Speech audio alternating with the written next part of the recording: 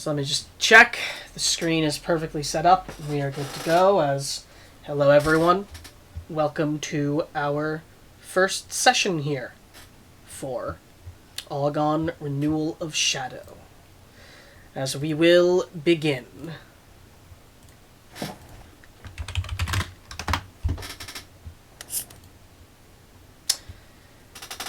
As an era of peace has come to an end, the Vocian kingdoms, driven by righteous strife, has declared war against the Zilian Empire.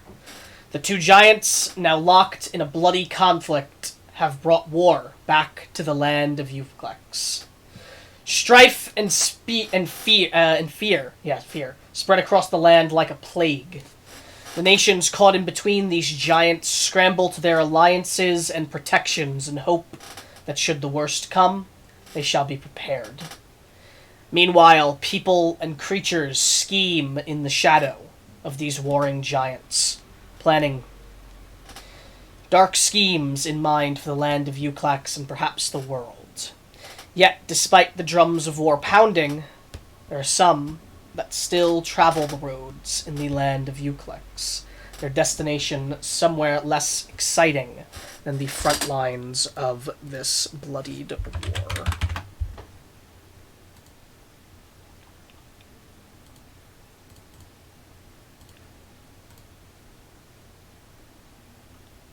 Where's my button? There it is.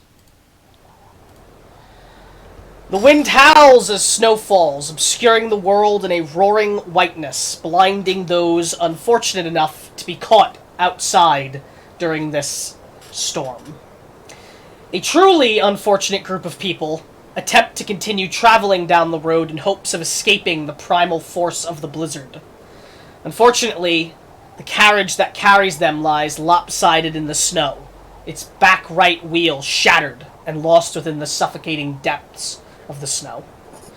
A human man with a hood shielding his face from the snow is knelt by the broken wheel, as his partner, a dwarven man, shouts behind him while holding an open palm with a gout of flame out by his head, providing both heat and light. The two horses that would normally pull this mighty wagon sit tied to it, still braying and whinnying as the cold bites at them. At the back of the carriage, two individuals stand close together for warmth. Both elves, one a woman and one a man. The elven man stands holding his hand out toward a lit bonfire upon the ground as it is snuffed out by the roaring winds. Ben, Karina, would you like to describe your characters? Certainly. All right. Shall the brother go first? Not starting. Okay, that's a yes. Alright. My gentleman stands about just under 6 foot tall. He has relatively fair-colored skin with dark brown hair that comes down over a red basic cloth-like headband that's visible from the front. I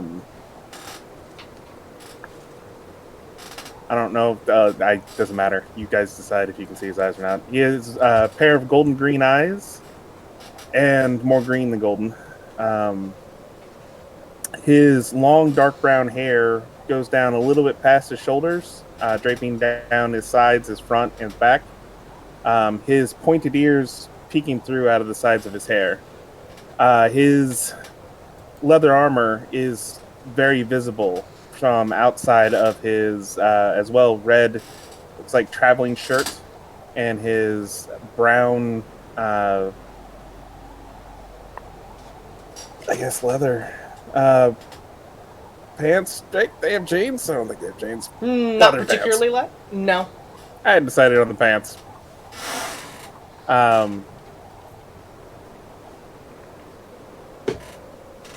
Besides that, I guess he would have a rapier in the holster at his side as well.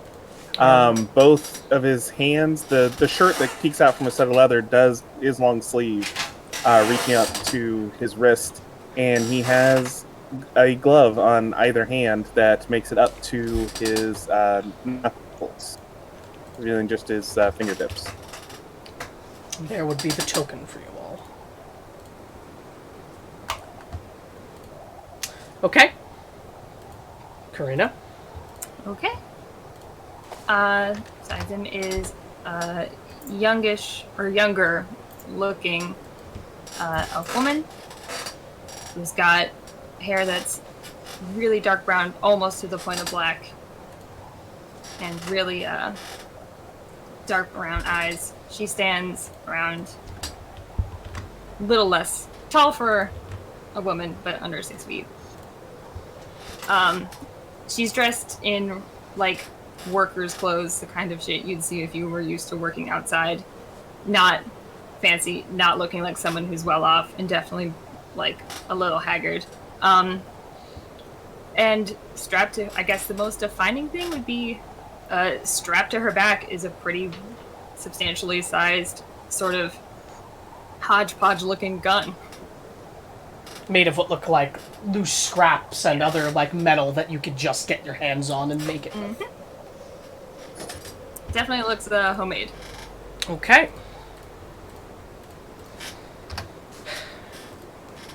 Alright.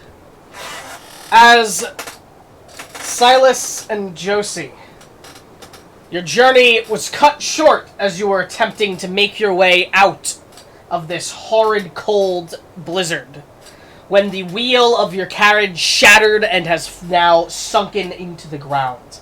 It has been about a half hour, and still there has been no progress fixing the wheel, as Nurgim and Dorian argue with each other back and forth, as Silas, you have just once again had a bonfire that you were trying to create to keep you and your sister warm snuffed out by the roaring winds. As you hear Nurgim frustratedly respond to Dorian and go, "I'm telling you, the spell's not fixing the wheel. It's too broken." As he would just respond through the cold, and you two are like barely being able to hear this over the roaring of the wind, as he just goes, "Well, can't you keep trying? Do you know any other magic that could work?" As Nurgim just goes, "Do I know any other magic that would work? If I did, we wouldn't be here still." As they continue their scuffle by the wheel. What do you two do? What do you two do as the fire is once again snuffed out? Silas and Josie. Gonna call out loudly enough for them to be able to assuredly hear me. Mm-hmm. Would a second mending happening in unison make a difference, or is it shattered beyond repair? I can't even see some of these parts anymore. I don't think there's any magical means of fixing this. No, it sounds like we're going to have to build a new wheel. Does anyone know how to do that? Nurgim responds to that, as Dorian goes, "I suppose we could try. I've never done it before." I mean, it's a circle. How hard can it be?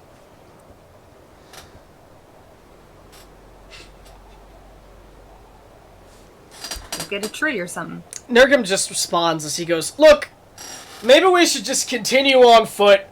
Hopefully find somewhere we can take cover for the night. Maybe a cave or something like that." As he says that, Dorian goes, "Yes, but if we do that, what are we going to do with the horses?" As they, again, letting out their whinny as they're still tied to the carriage. And they are very obviously very cold. What would stop us from bringing the horses in the cave? Might not be big enough for the horses. Horses are pretty big. I mean, how big's a cave? I suppose that would depend on the cave, wouldn't it? Does it look like the carriage is what we would be able to stand on it to like look around? You want to try and like elevate yourself on it? Well, I want to try to elevate my sister on it if it looks safe.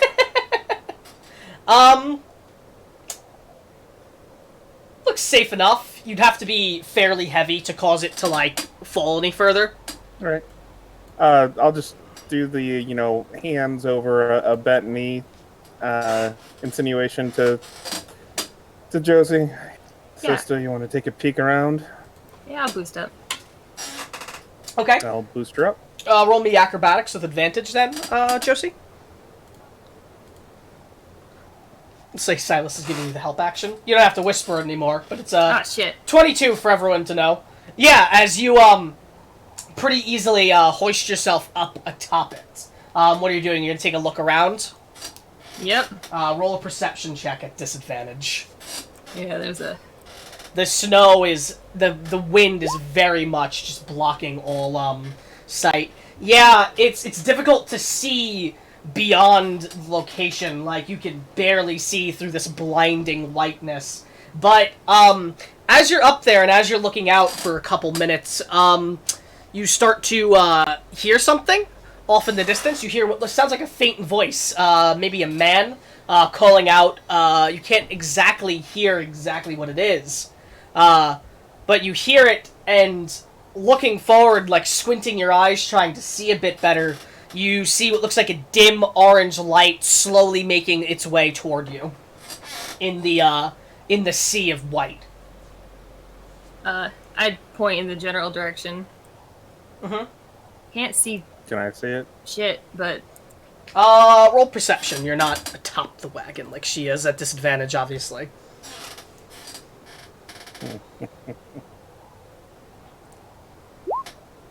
Yeah, you spot it, actually, immediately, as it is slowly making its way toward you.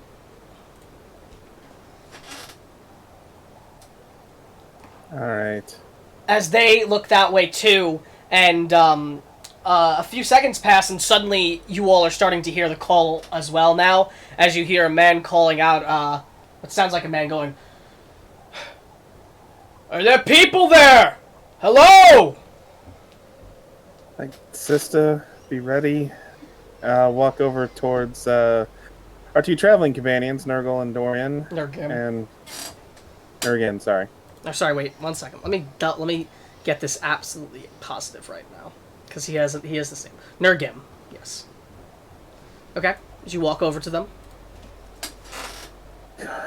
Let me go step ahead and see what it is. I will be back as fast as humanly possible if it's anything wrong. Right? If it's something wrong, just scream. We'll try to make our way as fast as we can. As Dorian has now reached on his back and has drawn his taking his rifle off from the side and just holding it in his arms. So I'm gonna real quickly move off to the side of the road and essentially try to be 60 feet away from where I am, or at least 30 feet. Mm-hmm. Kind of at an angle away from them, and then I'll call out, "There's a person here who's approaching." As the man goes to approach, "Name's Edward. Look, storm's mighty bad." As the voice is barely audible, making his way over, but the light is getting closer. He goes, "I'm making my way over to you." Yes, just come to my voice. All right. As about 20 seconds pass, and this man begins to approach, wearing heavy winter clothes, a hood on his head, but you can still see his face. You see what looks like an older human man with black hair and black stubble. As he approaches, shielding his eyes from the cold, holding what looks like a lantern up in his hands in a glass, obviously, container. As he walks up, as he goes, "Glad to see I was able to find you. I work up at an inn nearby. Me and my brother own it. If you need somewhere to take shelter, just come along with me. I can take you there." Are you alone? "Currently?" Silas is actively looking around as he asks. Roll a that. perception at disadvantage. Okay.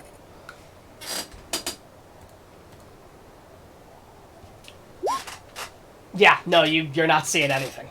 Aside from the white around you.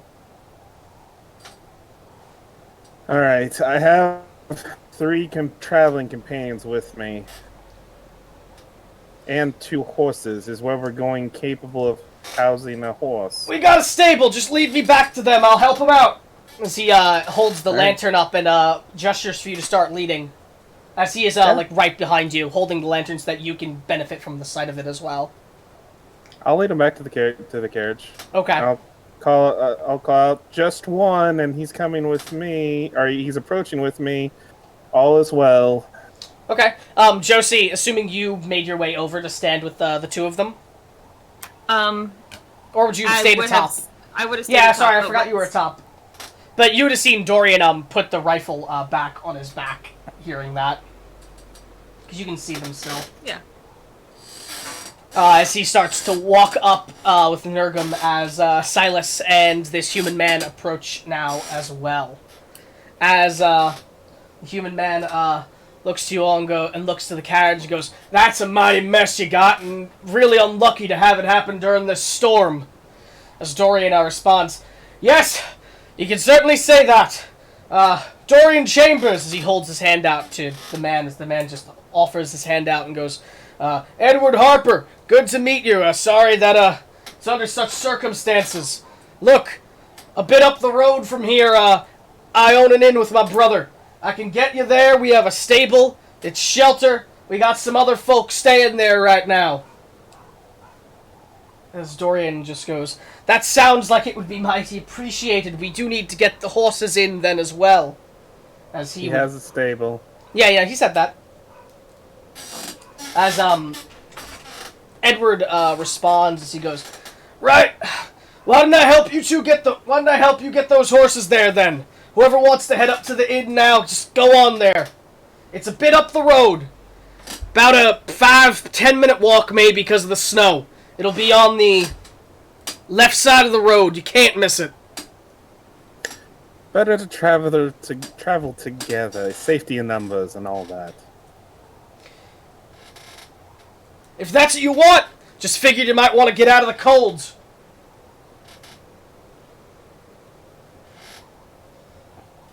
Yes, Are Dorian. you all right with waiting for them, sister? Yeah, I don't mind waiting. Okay. Dorian would just look to you and he would go, "Are you sure me and Nurgum can handle the horses if you 2 want to get inside?"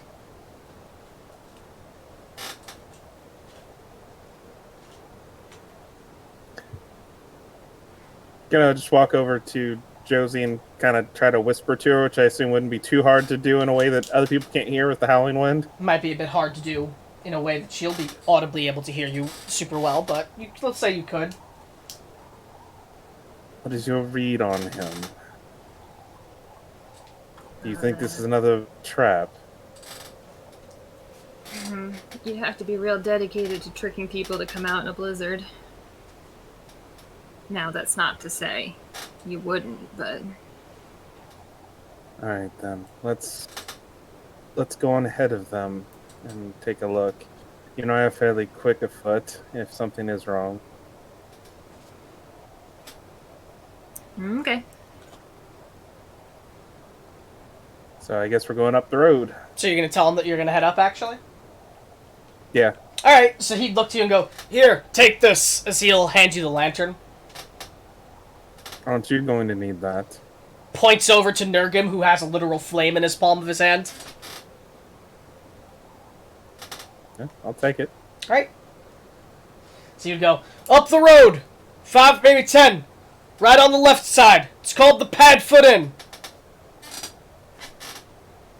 Understood. We'll see you 2 there, nodding to Nurgum and Dorian. Yeah, as Dorian has made his way over, and Nurgum as well, to start getting the horses out of the their bonds. As Dorian goes, "Yes! We'll be there as soon as we can!" As you 2 start heading up the road. Mm-hmm. Yep. Alright, as you 2 start trudging through the snow, and it's a difficult walk. The cold is biting away at you, and the snow is coming down hard. By this point, you have been traveling long enough cumulatively that I would like for you to make a Constitution save, each of you. Okay.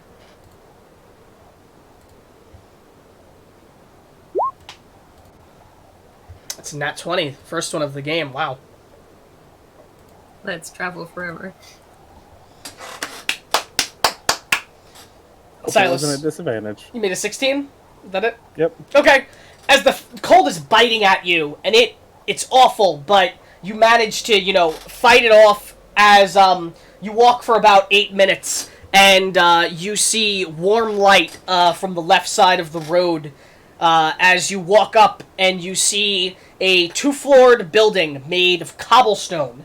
A signpost outside of it hangs up with the words Padfoot Inn read on it as the wind blows, making the wood, let out an annoying noise as it blows in the wind, but does not get swept away.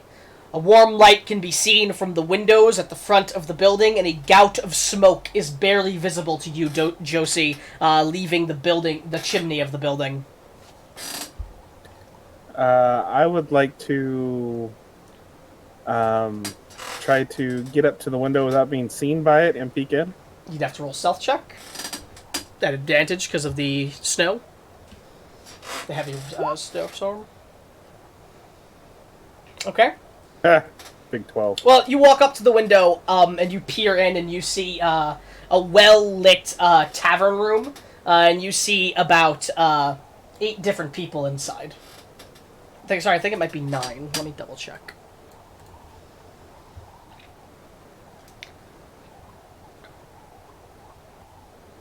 Yeah, you see about 8 different people sitting inside, all different looking and just looking as if they're trying to relax away from the cold. So no one looks like they have weapon in hand? There are people with weapons, I imagine, on them, but no one with weapon on hand. Like, they're not drawn. That's what I meant. Yeah, no drawn weapons. Okay. I will just go walk over to the door then and hold it open for my sister. As you open the door, you feel a soothing heat move over the two of you. The minute you open the door. As you two go to enter. Mm-hmm. Alright.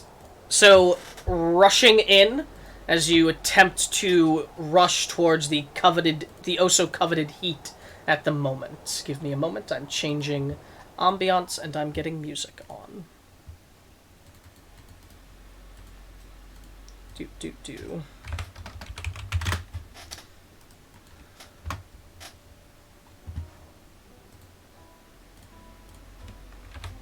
Welcome back, Bard. Did he leave? Yeah. Okay, it didn't fuck up anything, though. Luckily. I don't know if you know this, but you can, for the camera, you can make it so it doesn't show video participants. So, on the cam screen, it doesn't show Andrew or Bard for me. Interesting. Just give me a moment. Okay. Sorry, I'm just moving a bunch of things over.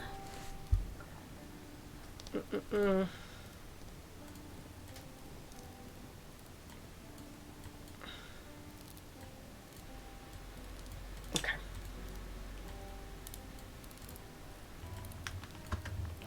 Okay, you should see the map. All of you? Do you? Yep. Yeah. Okay. Yep. Perfect. As Josie and Silas, you step foot into the room, searching for that coveted warmth. As you rush in and stand atop a black rug. The fur of the rug is wet, covered in melted snow, perhaps. You can tell from its placement as well that it was likely put here recently. Looking in, you see a well-lit, warm tavern room. 4 wooden tables visible to you currently, 2 being circular and 2 in almost rectangular shape, with 4 chairs and a lit candle atop each. The floor is made of a clean, fresh-looking wood, though you can see by the entrance spots of water that are likely the result of loose, melted snow. The room is lit by several torches hanging from wooden posts out of the wall, and a bright fireplace emanates a comforting heat. By that fireplace, there are 2 comfy-looking armchairs, a couch, and an ottoman. At the back, there is a tall wooden bar with 8 seats lined up in front of it. Topping it, there is 2 bottles of wine and 2 lit candles. Behind the bar, there is a shelf with bottles of obvious alcoholic drinks and a door. There are 8 people you can see within the bar. 4 of them are sat by the fire, soaking in its warmth. 2 of them are sat alone at 2 different tables. One of them stands by the bar, clearly just having walked out from behind it, and one of them is stood behind the bar, cleaning out a mug. Why don't we have people start describing their characters now? Why don't we start with those by the fireplace? Does anyone want to start with their description? I'll go first. Okay. You see a human man wearing gold-rimmed glasses. He doesn't look to be like the adventuring store type. If your first guess would be that he's maybe a merchant or something like that. He has shoulder-length brown hair, a beard that he can't seem to get under control. He's probably in his early to mid-30s. He's wearing robes that make him look like some sort of scholar. And the only real thing that you notice is that he's clutching onto a book that he kind of like pores over every now and again. Okay. Yeah, that's about it. All right. Anyone else? Who's next?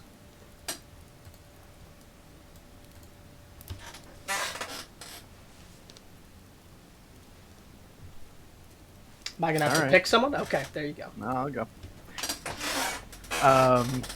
go. Sitting on the space of the couch closest to you, you see a very tall, athletically built woman with dark complexion similar to brown ash, piercing diamond blue eyes with a faint hint of green in it, and a heavy plume of stringy but soft dusted black hair with streaks of various colors electrocuting out from the base of her scalp. Although probably a bit more schlumped down due to the snow. All over her skin are like cracks or fissures, similar to the craggy surface of Earth, where a spark of light emits faintly, glowing in various colors. She wears a sturdy but loose-fitting set of overalls, surrounded in a variety of soft, loose-flowing fabrics in lighter colors. Large like scarf handkerchief, red, kind of a larger, like very pale yellow belt wrapped around. She doesn't wear any shoes, but she has her feet and her wrists and hands wrapped in wrappings. And she has a maul and a large staff. And that's about it. Okay. Thank you for the description. Anyone would like to go next? From the people by the fireplace. Okay. Okay. Sitting comfortably on the ottoman, you see a small tabaxi. He looks to be about a little bit over 3 feet tall. And he's got seafoam green eyes and like dark gray fur with bits of white on the tail and on the paws. He's wearing little galoshes and robes that are clearly too big for him. He's got to roll up sleeves, and he's got one long tail, a chest that is strapped to his back with a shovel on the top of it, and a hat over his large, tufted ears that are still clearly visible through the top of the hat. Okay. And now for the final person by the fireplace, Alex. Would you please describe your character? You would see a absolutely lovely elven woman with fair skin. She has silvery freckles across her face. Her hair is pulled to the side in a very tight, very long braid. Her hair is the sort of shade of black that's almost blue in certain lights. Her clothes are very well made, but it looks like somebody intentionally tried to make them look less expensive than they actually were.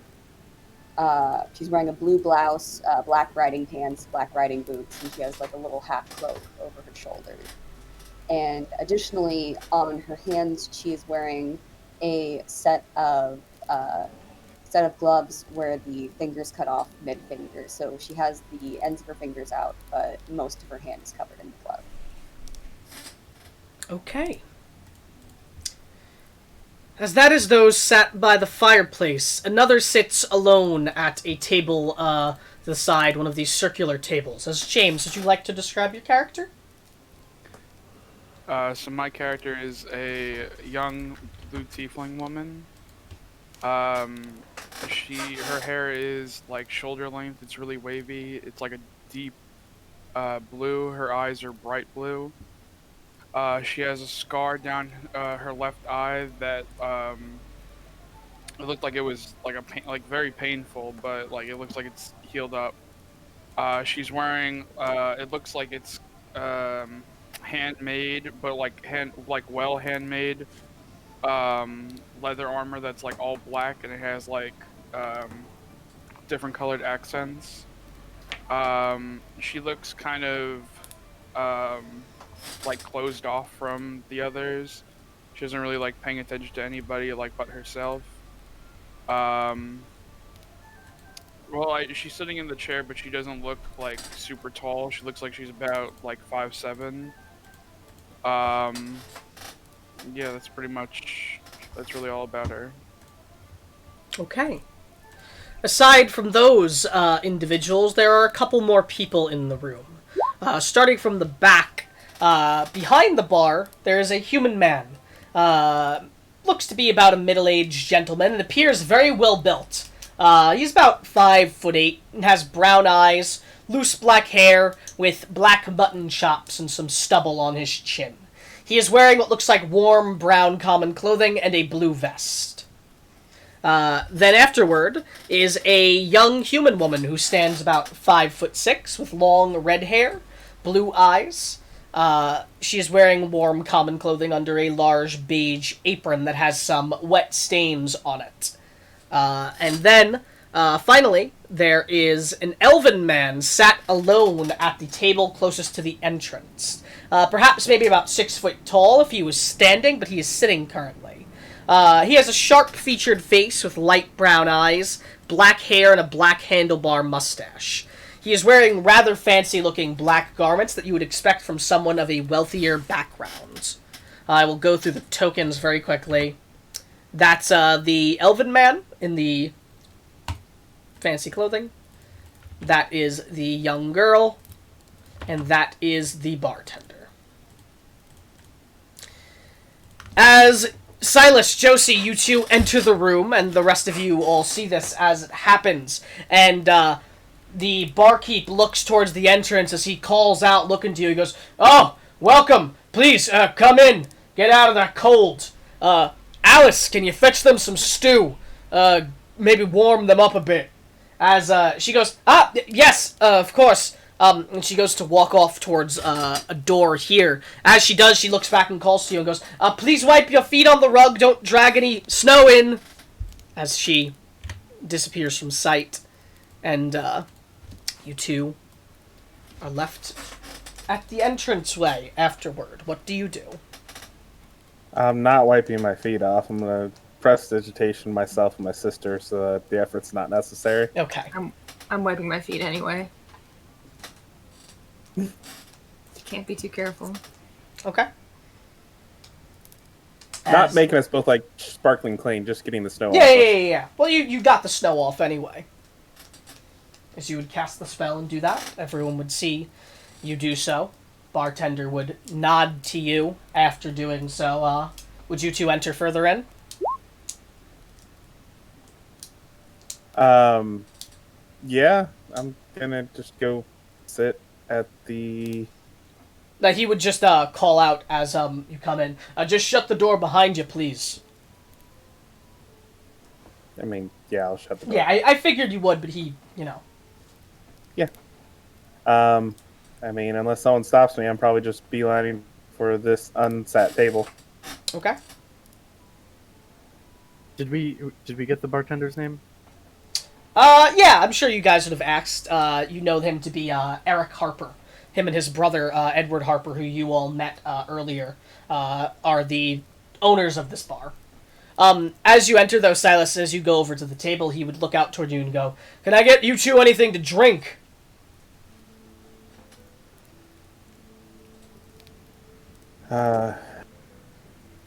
Boring request, but water would be good.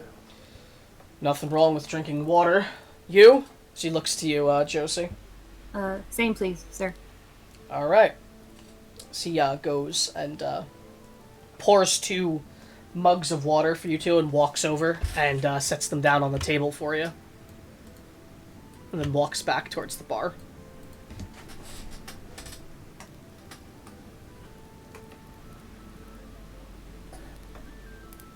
Interesting group of people that have all found this in. But all of you can interact or do things that you want, by the way, this time. To do a quick thing, sorry to interrupt that line of thought, Ben. The rest of you have been here for about an hour now. Each of you were given some stew earlier on by the young woman who works here, and given us some stew. It was let me check this really quickly.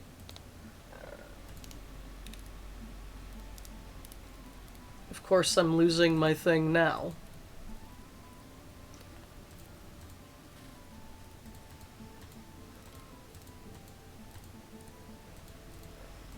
Give me 1 second.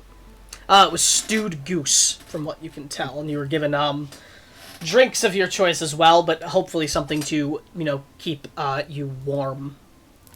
Deuce. Yes. And at asking if anything was being charged, I'm sure one of you would. You would be informed by Mr. Harper that he's not charging anybody for the night for a room or for any drinks or food, as doesn't want anyone to be forced out into the snow while it's this bad and this cold. So you all have been here for about an hour. During that hour, the elven gentleman also arrived and has been sat with himself at that table for the entire time. And to describe as well, I forgot. Sat next to him is a seat. Sat next to him, and the seat right next to him is what looks like a large pack, like a backpack. And as well, on his table, aside from a bowl of stew and the candle, there is a large bottle filled with a very, very bright green liquid. So, Do I recognize the liquid? no, I don't think you've seen it before. Okay. But you all are now sat within the inn, as the doors are shut and such. The roar of the snow can be heard from outside. What do you all do? I'll lean over to Astrid and be like, "Hey, Astrid, we should probably let them get by the fire." I think How you're quietly? right. That would be the polite thing to do. I mean, not explicitly whispering, but I'm gonna stand up. Can you whisper? What? Can Can I you whisper?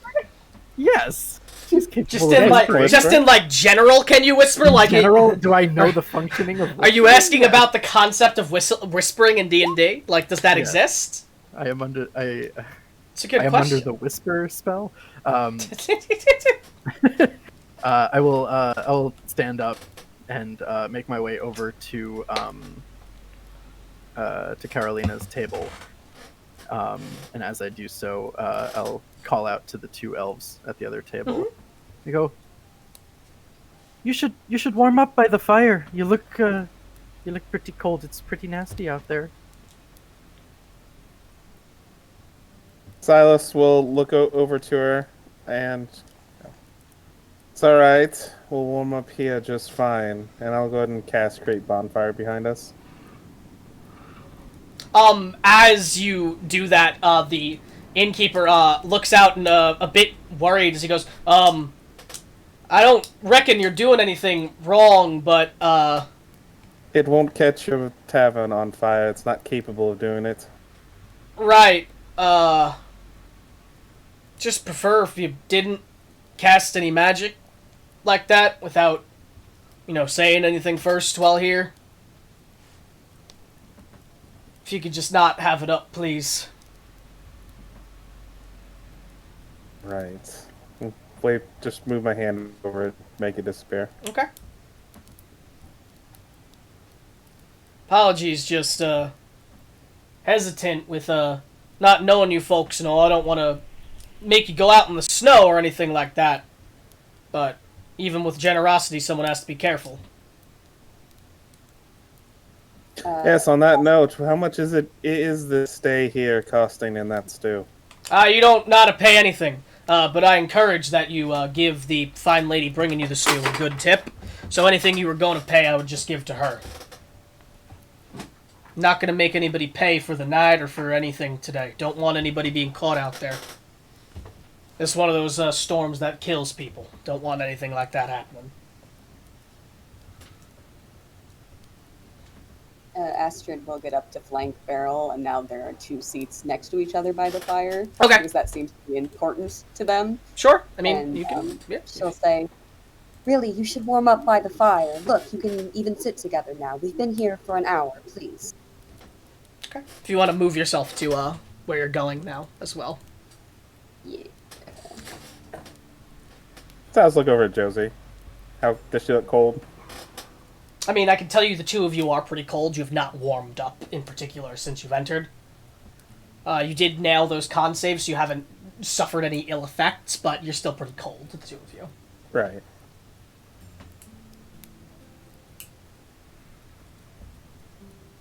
I guess I'll go sit by the fire. If you'd like to join me, I would appreciate having someone I know over there. I mean, they did move. It'd look pretty shitty if you didn't go. That's something I'm particularly worried about. You just say under his breath. With all this knowing look, I mean, it's probably something you probably heard from him before. And James, okay. I'll remember that. And you all would have been informed of that as well. You don't have to pay anything, but he asks that you tip the server well in as is still. As the two elves would pass us, I would kind of not like try to intercede them, but I would like stand briefly in front of them and be like, "Hi, my name's Beryl." Nice to meet you, Beryl. And just keep walking. Oh. Okay. You should try kissing his hand again. I think he would like that. He didn't offer it. I didn't know. I'm not sure about that. I point to Silas and cast message. Hey fella, why'd you learn that trick? You hear that voice in your head. Look up, and then take a look around the room. Psst, down here. I'm pretty sure I think you actually know who sent it, but I'm not positive. I'm not positive as well either. I know you can respond, but I mean, I'm sure you would have seen him with the. Well, it has a somatic and it has a yeah. So yeah, I could have potentially seen it. Up to you if you think you know who sent it or not, or if you think you know the I'll look direction over it to him. came from. I had a good teacher a while back. Ah. Me too. What's your name? We're going to try something. If it wasn't for the storm, we probably wouldn't have met. And after the storm's over, we probably won't again. So please don't waste both our times. Understood.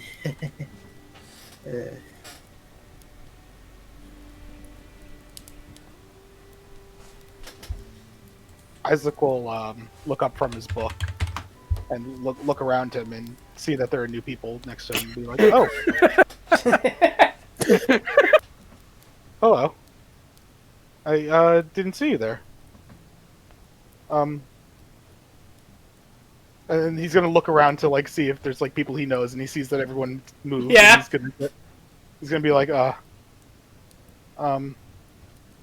hello, and then just look back down at his book. Okay. Unless he was directing this at Josie, unless she says something to him. I mean, what you reading? Oh, it's a journal. It's not really interesting. It's just my thoughts and what's happened. I mean, you know what a journal is. I don't need to explain it to you. It's silly. Wait, is he writing it right now or just reading it? Both. Okay, that's not It looks more like he's making notes. I'll tell you that. annotating. Yes. Why? What? Why am I writing? Yeah. It's a good way to, remember information and to keep one's thoughts in order. Yes. I don't suppose you keep a journal. I didn't actually know what one was, so thank you for explaining it to me. Oh well, then you're very welcome. Knowledge is power, as I like to say. That's not true. I'm sorry. I actually would have to agree with the stranger on this one, sister. Well, Sounds fake, but okay. Not all of us are born as gifted as you. Some of us have to acquire our powers from knowledge. I suppose having a big gun, kind of beats book learning. He's gonna make a little nervous laugh at that because he's eyeing your huge ass gun. Sometimes you just can't do book learning. Life's hard. The bartender chimes up as he goes in a very tone that's clear, like that he's making a joke. As he goes, they say the pen is mightier than the sword, but they never said if the gun was mightier than the pen. That's a good joke. What's a gun? He looks to you and he goes, "Never seen a gun before?" I don't know if I have or not. Is that Zach? Or is that No, Beryl? that's Barrel. Okay. I don't know if I have or not because I don't know what one is. It's a large device that's shoots things like crossbow. I don't know how to describe a gun, honestly. She has one on her back there. She would point out the gun on your back. Isaac will chime up, and would he know? Is this a musket or does this work like with bullets? You look towards the gun. Yeah. It's a bit strange looking. It looks like a rifle, you know that, but it's made of like loose scrap, you can tell, and like other materials. But you can tell it's a rifle. You don't know what type of rifle it is at that, though. Well, her gun looks a little bit unorthodox, but traditionally it's a weapon that shoots a projectile at high speed using black powder. And he's saying this barrel. Mm-hmm. Okay. I guess maybe I need to explain what black powder is, but we'll leave that for another day. I'm not sure it's an explanation that's going to matter. I'm sure it's just powder that's black. I mean, that's accurate, but it has other properties. It's also flammable. Hope you don't need fire while you're looking at it.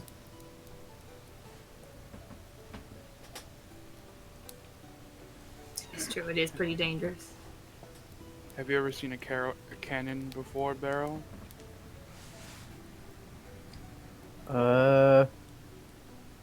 I'll know if I have once you tell me what it is. Have you ever been on like a ship?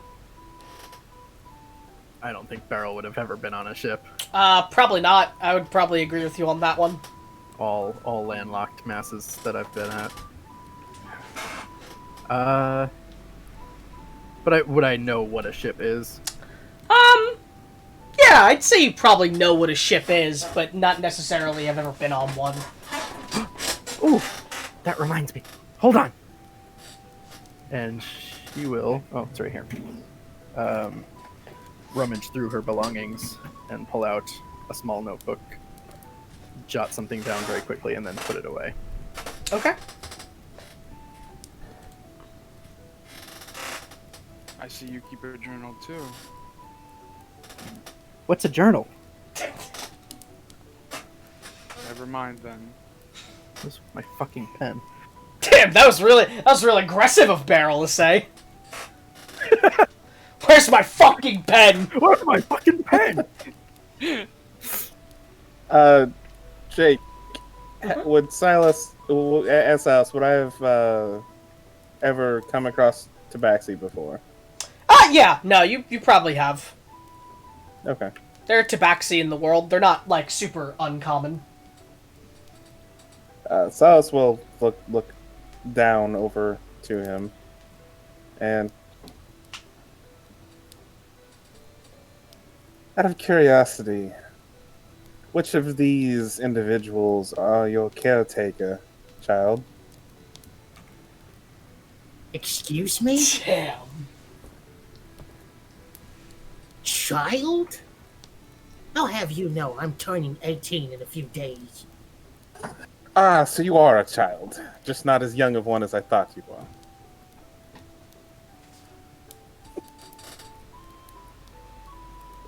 So, one of them not your caretaker? Bit irresponsible of your parents to have let you do this kind of a trek alone? I don't need a caretaker. I can take care of myself. As you're speaking... No, go ahead. Finish. No, go ahead. No, finish. This can wait. Pretty handy with magic myself. Ta-da! Sparkles.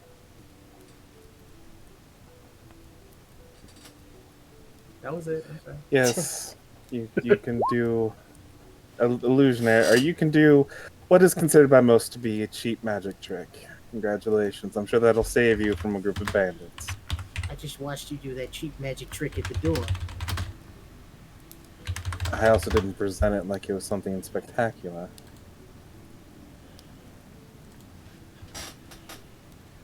You know what? I have my new friends calling me over there at that table over there. Hey, Gaylings! And then he just walked away. As this happens, the aforementioned Alice, the waitress, comes out with a bowl of stew in each hand as she walks over to you two and offers them out. She goes, "Here you go, please. Enjoy." Thank you. How much? I need to look at my character sheet. What would where? Thank you. Right at the top. By the way, James, Thank you. the obscenely good tip you gave is, like, not common. That's not normal. That's like an obscenely good one you gave. What tip did he give? Gave 3 gold. Oh, damn. That's like obscenely Holy good. shit.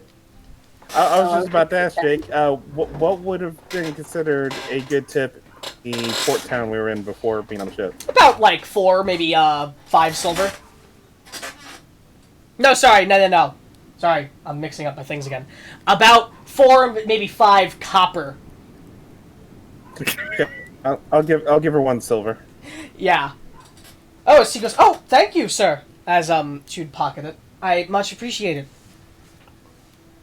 You're welcome. And I know he said nothing, but I'm not someone that enjoys owing people things. So I'll pull out another silver and nod to the bartender. Are you saying that? Make sure he gets that for our sake. You saying that quietly, or are you saying it loudly enough for him to hear it? Not trying to. I'm not talking loudly, but not a whisper, but a hushed voice. So to try and not get him to hear it. Yeah. Okay, just roll me a stealth check. Okay. Now here's gonna be the good stealth check. No, Yeah, still not good. it's plenty enough. He's not anything special in that regard. She would nod her head and go, "Oh, thank you for your kindness, sir. He can be a bit too generous sometimes." She laughs a bit. Oh. I don't imagine that we'll be back anytime soon. After the storm's gone. No offense, the place seems fine. I don't have ridiculous standards by any means. This fire is quite nice and the couch is comfortable. It is a very comfortable couch. We're passing through. So Where are you heading, sir? But I'd rather not owe a favor or owe a debt should we ever return. Fair enough. Where are you headed to, sir, if I could ask? We are... Shit, what is the name of the town for the festival? Hold on. Who knows? My journal knows. I kept hearing a German woman. Hey, you guys going to Wolfwood? Good save, Rogue. Yeah, character, too. Yes, we are. So are we. Oh, wonderful. Ironic's a good word for it. Beryl sees Astrid tip 10 gold, and she pulls out her coin pouch. It has 9 gold in it. No, that's for you as well. That's for you as well. I don't have enough. So you would have tipped. You guys would have tipped earlier because he would have, had this, and she would have told you that 10. She would have tried to refuse 10 gold, which I imagine you wouldn't let her. No. And she would have informed Beryl that's an obscenely good amount. You don't need to give nearly as much as she did. And The other lady gave me things for free too. Why won't people let me pay them? People let you pay them, but 10 gold is a lot for like just a normal. Karina got it right on the money. What could it cost? 10 gold? Exactly. So how many do I give? If you want, just 3 copper is fine. I don't have any copper. It's fine. My tip is your tip, all right? That's also acceptable. I'll accept that. Okay. At the mention of Wolford, though, she would go, "Oh." And Josie, you'd have been handed your food as well. She gave you your stew. Just letting you know. Yeah, I'll give her an amount of silver. I don't know, 3? Okay, she'd take the 1. 3 silver. Silas would just sigh. You're over tipping, sister. Your constant need to undertip people is what's wrong with this society. I wasn't under tipping either. 1 silver is a good sized tip, isn't it, miss? Don't ask her that. She's already got my money. Magic boy's a cheapskate, eh? I would argue that nobody has really been a cheapskate here. I'm quite used to just getting, like, 3 copper, maybe, sometimes. Silver See, sister? and gold are quite generous. When someone gives you something for free, You you are supposed to, you know, give it back by pretending you didn't get it for free. That's what they do at the market.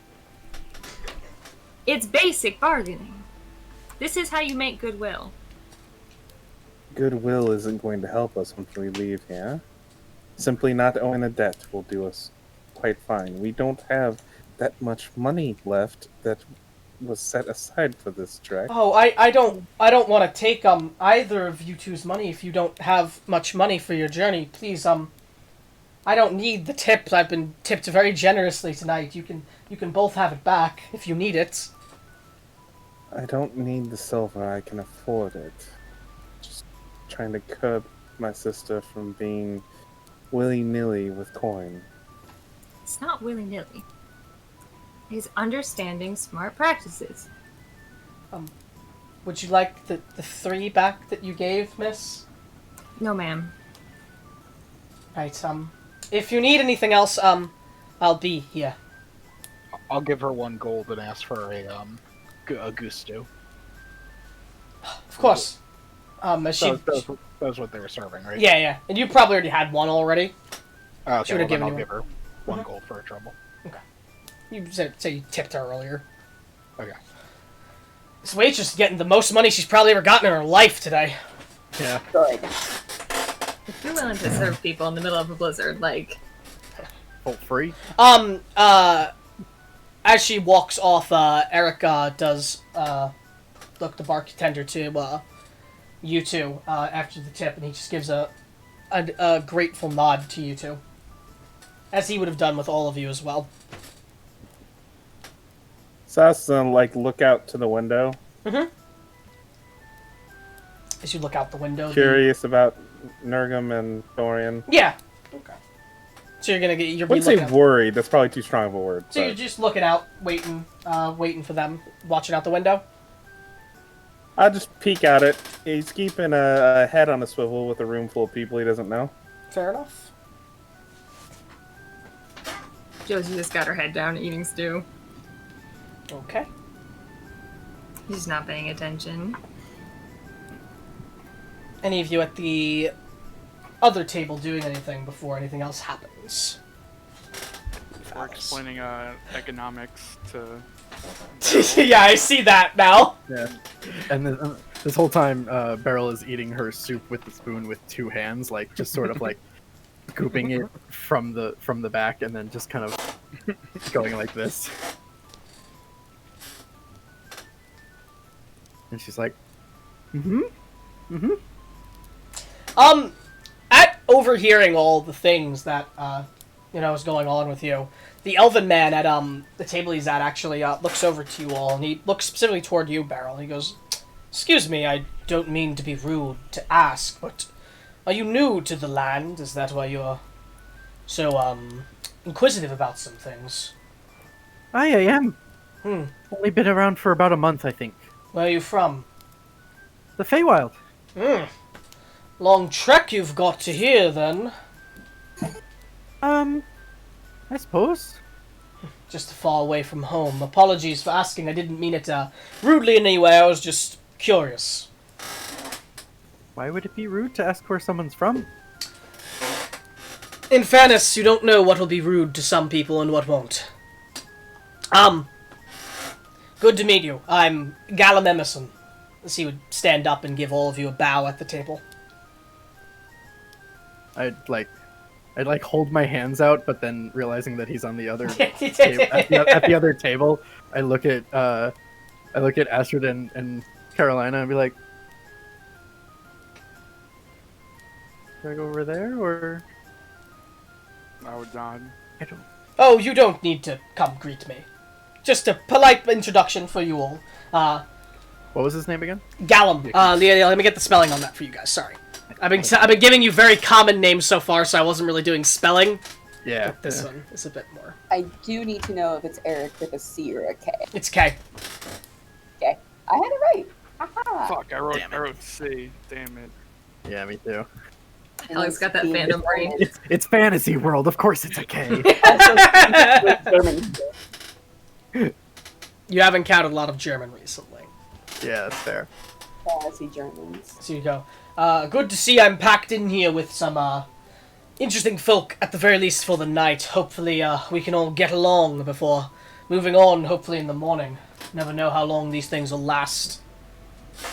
As he sits back down.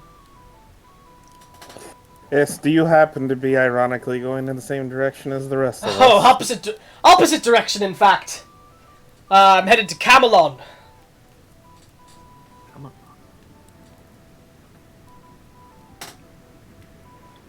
You mentioned goodwill, Josie. This is me investing in your field of expertise. Well, if you're heading that way, I should warn you that there are bandits that are stealing from people on the road in that direction, the main road. He shakes his head as he sighs. He goes, "Yes, I'd heard. I'm capable enough myself. Thank you for the warning.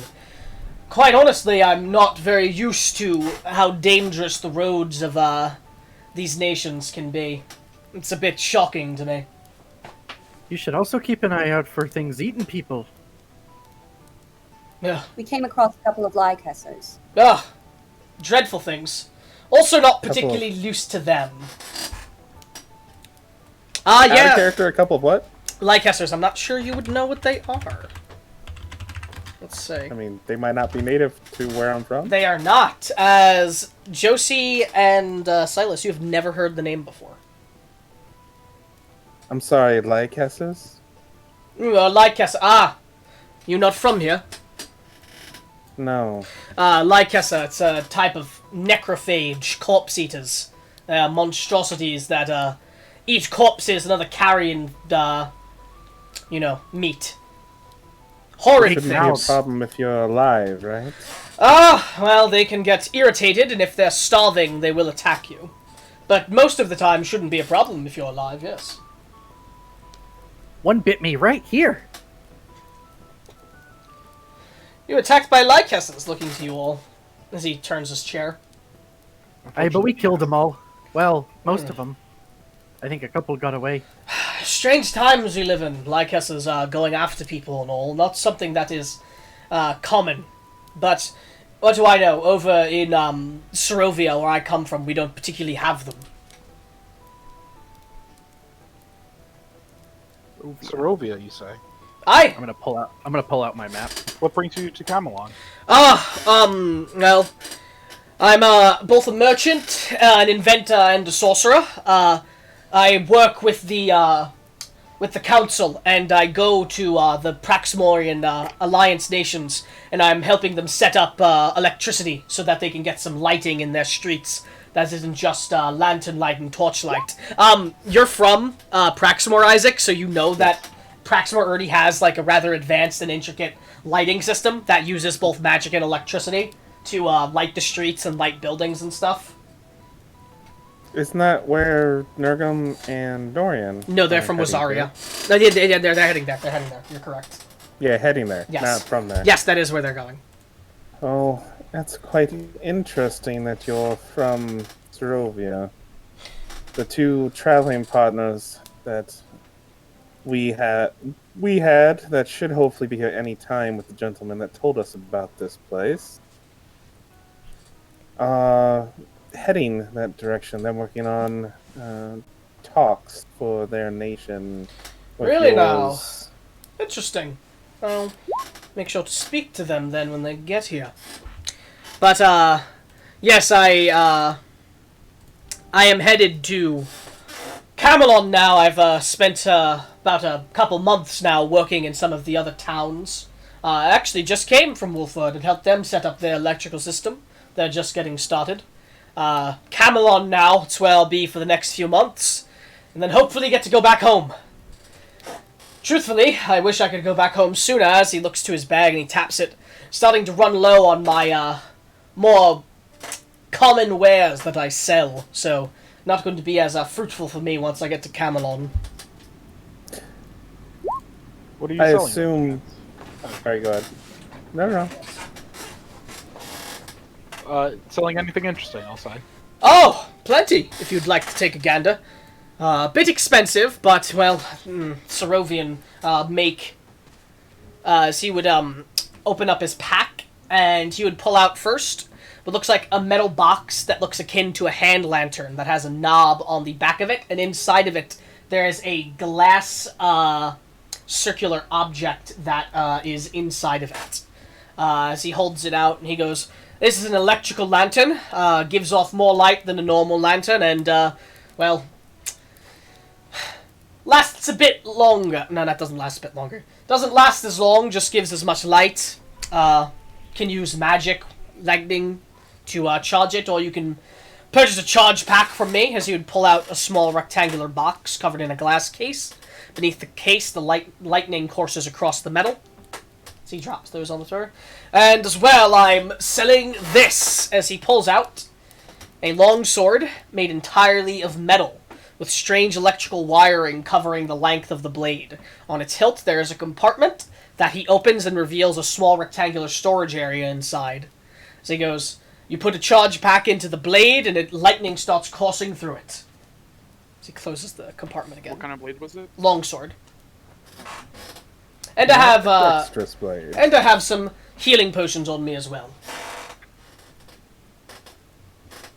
You don't happen to have a blade like that that's a bit lighter, do you?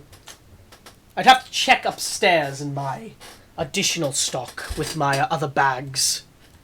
Off the top of my head, I don't think I do, but I might. It has been a long day, so I'm slightly forgetful now. How much do they go for? Well, like I said, they're rather expensive. It's about 125 for this one. A lighter blade is going to be cheaper.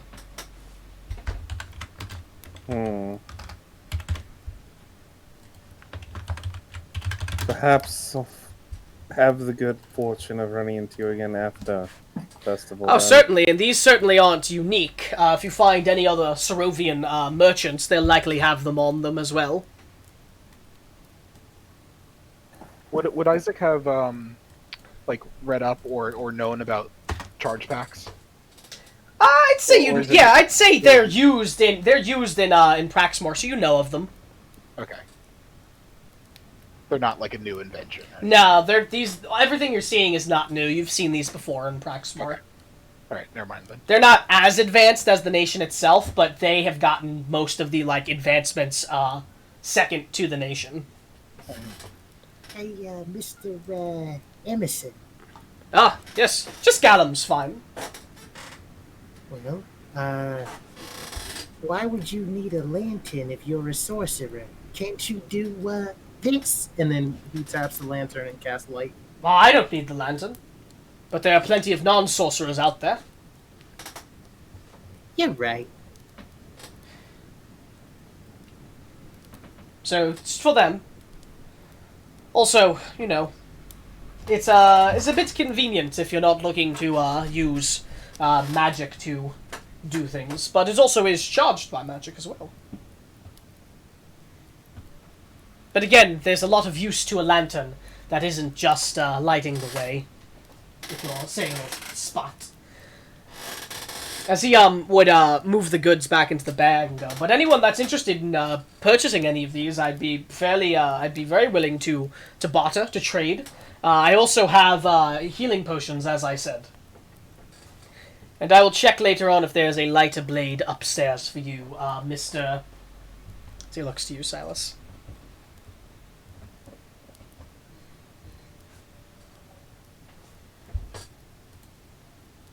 Hello? Can't hear you. Did you respond to what I said?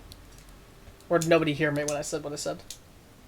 No, I heard you. I heard him say that he would look upstairs later. Okay, and then he Didn't asked, I'll look upstairs for a lighter blade for you later, Mr.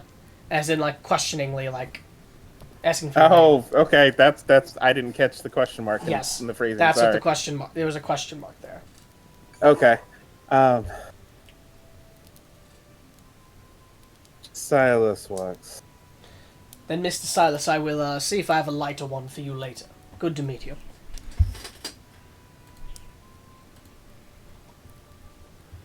How much are your healing potions again? 15 gold a pop.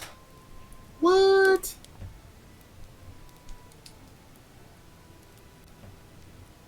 I would like to purchase 2.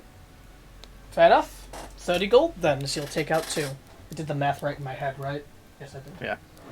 So he takes 2 healing potions out, set them all to the table. So you see the small bottles filled with a cherry red liquid. Looks like healing potions. He takes them both and exchanges. He gives them the gold. He takes them both and then walks over to Josie and Silas. Mm-hmm. Hands Josie one Okay. and hands Silas one.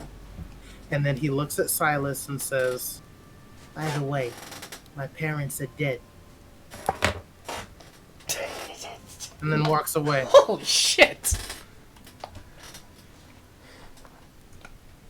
I don't do, before he would be able to walk away, I don't do debts. No debt, no charge. Hey, what the fuck? Are you good, Cat? I'm fine. You don't just walk up to someone and dump your emotional baggage on them with a gift. I think it was a response to me asking about his parents earlier. Actually, cats are known to drop gifts off, especially dead things. I'm a tabaxi.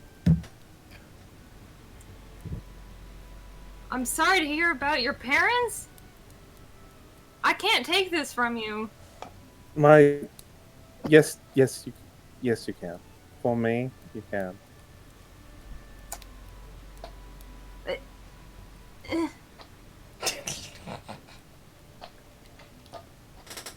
Thank you for the healing potions. And since you decided to throw that out on me, I guess I should just say that you're not the only one with dead people. We good now? Does anyone else need to say it? He just looks around the room. No? I don't feel comfortable talking about that.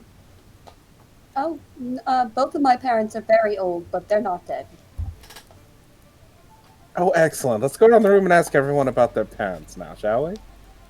I would prefer not to. Yeah. You asked for volunteers, so I volunteered.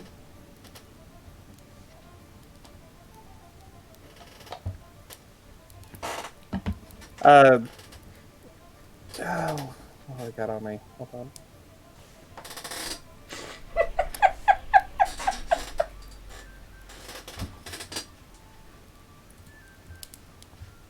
Yeah, you know what? But as I said, I don't do debts. He's gonna reach into his bag and pull out his spellbook. Mm-hmm. Do you know how to read arcane script? Okay. I know. No. Because Jesus. James started laughing about it, so I had to do it. Damn, James! He wasn't asking if he knows how to read. Even so, you know how to read arcane script. Do you know how to read? I venture to say the vast majority of people don't know how to read arcane scripts. Since, Don't know how to read generally arcane. a wizard thing. What's this? It's called the Elder Scroll. Can you read it? Sorry, go on. So, do you know how to read arcane script? He pulls out his own book. Of course I do. Take a look through my book. If there's a spell that you would like that you don't have from it, and you have the ability and the items required, describe one of them into yours, you may, but needs to be here where I can see it. And that will be my recompense for these potions. Oh, yeah, about that. I'm kind of broke now. Can't really do that here right now. But, thanks anyway. So when you have money, then I'll allow you to. Should we be in each other's company that long? Hey, it sounds like we are, though, because we're all going to Wolford together. Yes, but unless you all are also attempting to work for the advertised labor of the festival, I don't know that we'll be around one another. Then it sounds What a like we'll be around each other for quite some time. I'm just Oh, giving like a very wonderful. genuine smile. That is wonderful news. As this He happened, said, like, okay. with a very disingenuous smile, back towards Sparrow on the table. Can I make an insight check? If you want to, He's not trying to hide it. you now owe a cat a life debt. If you're not trying to hide it, and you can just reveal what you're saying if you want. Yeah, it's very much so a disingenuous smile. Does Beryl understand sarcasm? She does. Very insightful. Just gonna Alright. say, by the way, you kind of have to in the Fae. Yeah. They're kind Yeah. of assholes there. Literally everything people say is sarcasm, so she's learned Oh, to. really? There's nothing genuine about the Fae. No. Hey, Jake, question about your Feywild friend Yes, sir. in this world. Mm-hmm. And this isn't even me asking if Silas would know This this. is per on chance. this is is on more the meta for- question. This is more for Zach's possible info. Sure. Sure. Are Eladrin commonplace in as far as elves go in the Feywild? The Eladrin Like make in- up the courts of the Feywild. Many of them. There you go. So, I would say that Silas has some recognizable features then to Yes. you. Yeah, Beryl, you'd if you'd you- probably recognize some Eladrin Yeah. features on him. Okay. I will. I'll go up to him on the opposite side of Josie, Oh boy. Okay. just kind of like leaning over the armchair, and I'll kind of look at him and let's see. Yeah. Okay. And just kind of like very serious faced, like scan him up and down really Mhm. quickly. As we go. Can I help you?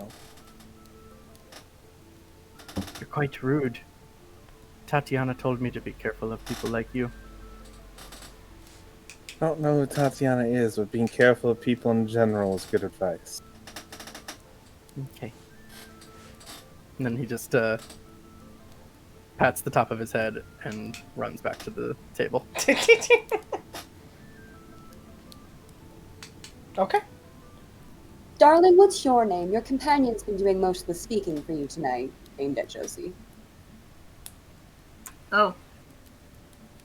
My name's Josie. It's very nice to meet you, Josie. My name's Astrid Concordia. Sorry, what was that last name for me, the player? Yeah, everybody needs that, because it's stupid. It's not stupid, it's pretty. Sounds Oh, okay. like an accordion. Okay. Does Thank she you. play an accordion? If only. No, it's named after a moon, like a moon feature on our moon. Tight. Damn. And since we're asking questions and conversating and going to be around one another, I am curious. What are you doing making this trek in such beyond traveler garb? Not said like arrogantly, more like he came to the word he wanted. To Astrid specifically? Yes. Oh,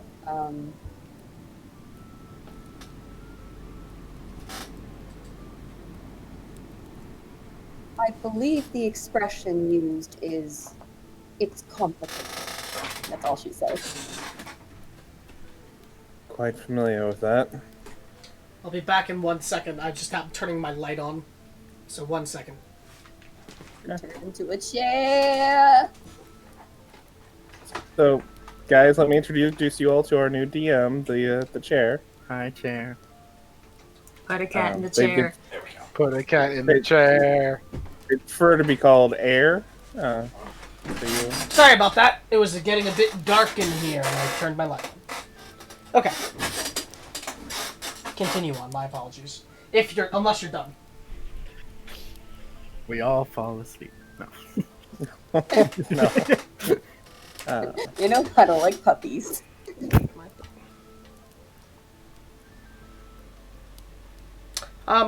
So enough time has passed by this point. The doors swing open and a rush of cold comes in as 2 individuals and 3 individuals enter technically. Let me pull up my notes really quick because I have to describe Dorian and Nurgim because they don't know what they look like.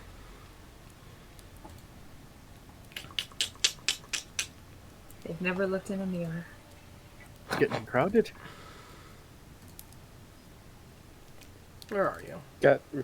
I don't know if this tavern's big enough for 2 handlebars.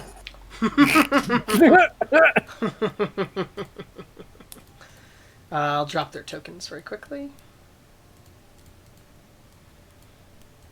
Mr. Goldfoot and Mr. Chambers. The chambers. Okay. As 2 individuals enter.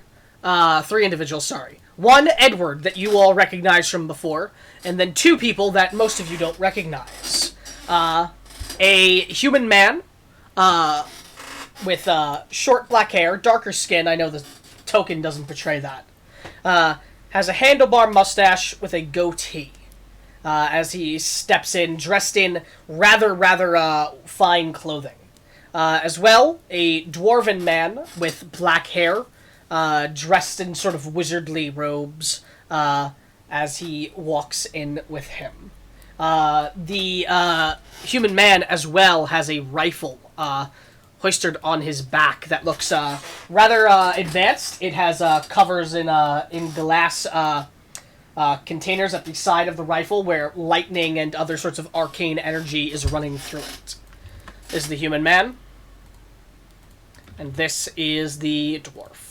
As they step in, wiping themselves off of the snow, as Nurgim does the same thing you did, Silas, as he presses digitations off, as they step in and go, "Oh!" And Dorian looks over to you, Silas, and Josie, as he nods to you all, goes, "Got the horses in!" Was a hell of a fucking effort, though, as he steps on through. I was starting to wonder if you 2 were alright, considering the length of time. Oh, yes, well, it wasn't easy. The horses were panicking while we were trying to get them there along the way. Damn cold must have... Something must have spooked them out in the wild. Not sure, though. Apparently there are corpse eaters running around. Haven't seen any Lycessers nearby. Hopefully we don't run into any. As Nurgim steps in with him and Dorian, he looks to the bartenders. The bartender looks over and goes, "Welcome in. You've already wiped yourself clean. Good to see." Alice, as he goes to say, she just goes, "I'm on it already." She's walked off. As Dorian looks to the bartender and goes, "Thank you for allowing us to stay here, good sir. It's literally life-saving to get out of that bloody cold." As he just nods and responds, "Of course, don't want anybody getting hurt." So he goes, "Well, thank you for that." As he looks to you, Silas and Josie, he goes, "I'm going to be frank, the situation's not great about the carriage. We got the horses in, but I don't think there's any way we're going to recover that. And we don't know what state it's going to be in after the snow." Selves in the company of all save one patron of the tavern, people that are also heading in the same direction that we are. Truly now. That is lucky, to say the least, I suppose. Well, good that you possibly find some other companions for your travel, then. We'll make the road a bit safer for you. Hopefully no more bloody bandits. As he annoyedly goes and sits in the armchair. As Nurgim looks around, and he looks to the elven man, as the elven man looks back to him. As he gives a nod and goes, Wazarian garb, is that correct? So he looks over and goes, "Might be." So he goes to sit at the table with the man.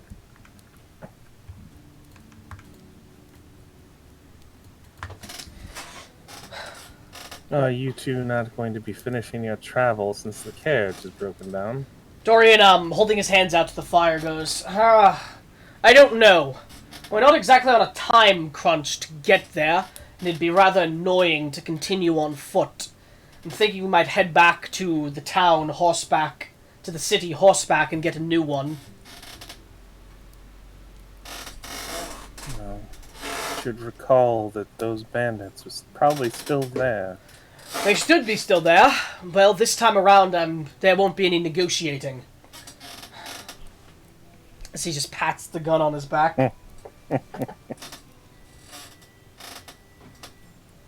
Sure, you It's guys their will be all funeral, I right. suppose. I mean, I know Sorry.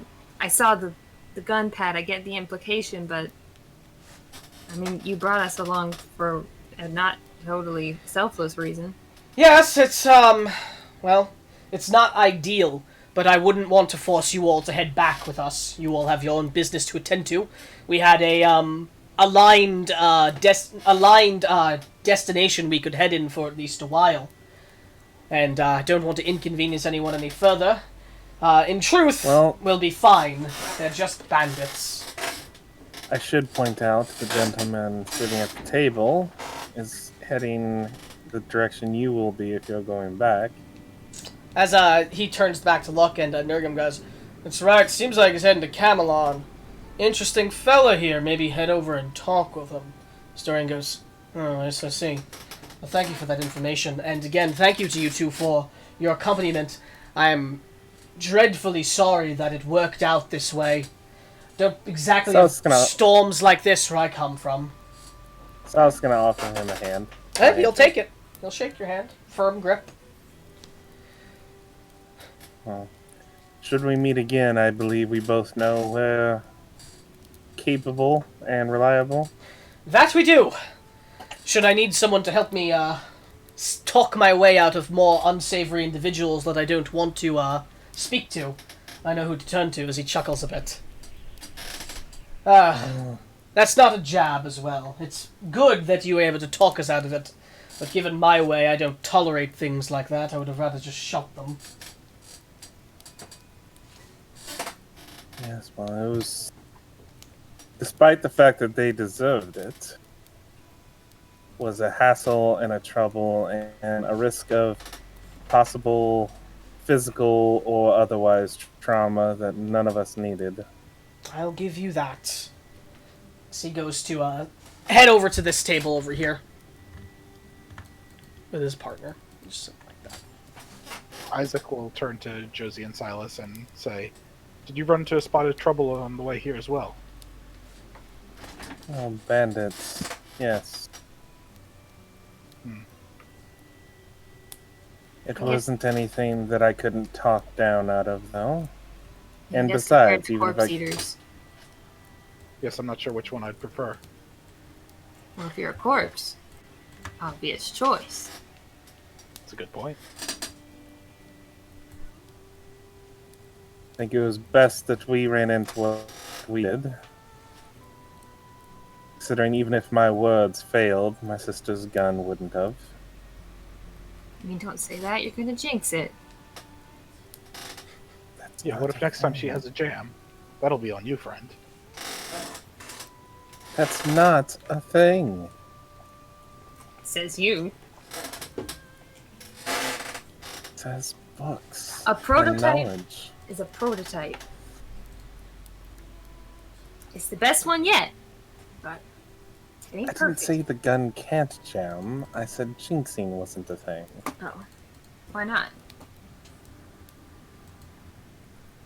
I'm not a Not man of how faith, fate but I believe works. in jinxes.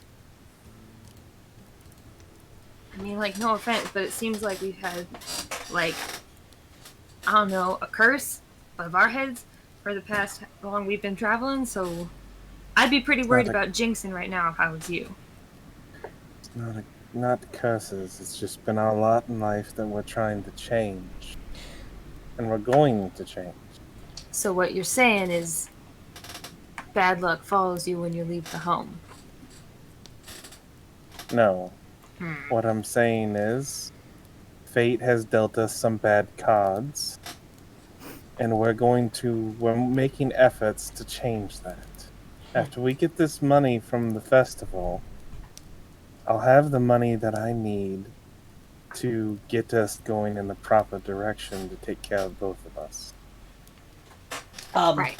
Bartender chimes up, looking towards you, Josie, as he goes, "Think you're running into a string of bad luck? Maybe try praying to Vandra." As he laughs a bit, might change your luck a bit. No offense, sir. I do not know what you are saying to me. Looks to you. Oh, no, not aware of Avandra? No. Goddess of luck? Okay. And travel.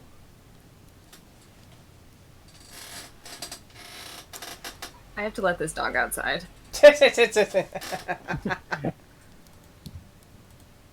is why I installed the lock on the door. We can call a 5-minute break now if everyone would like, be as it has awesome. been a bit. So Yeah. why don't we do that now? We're going to you. call 5 minutes, as all of us take 5 minutes and go do what you need to do during that time, as shit. we will pick up at...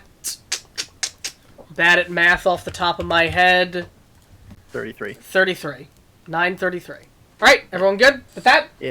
Thank Alright, you. we're gonna call a break. I'm moving us to the break screen. As, yeah. Hey, James, you got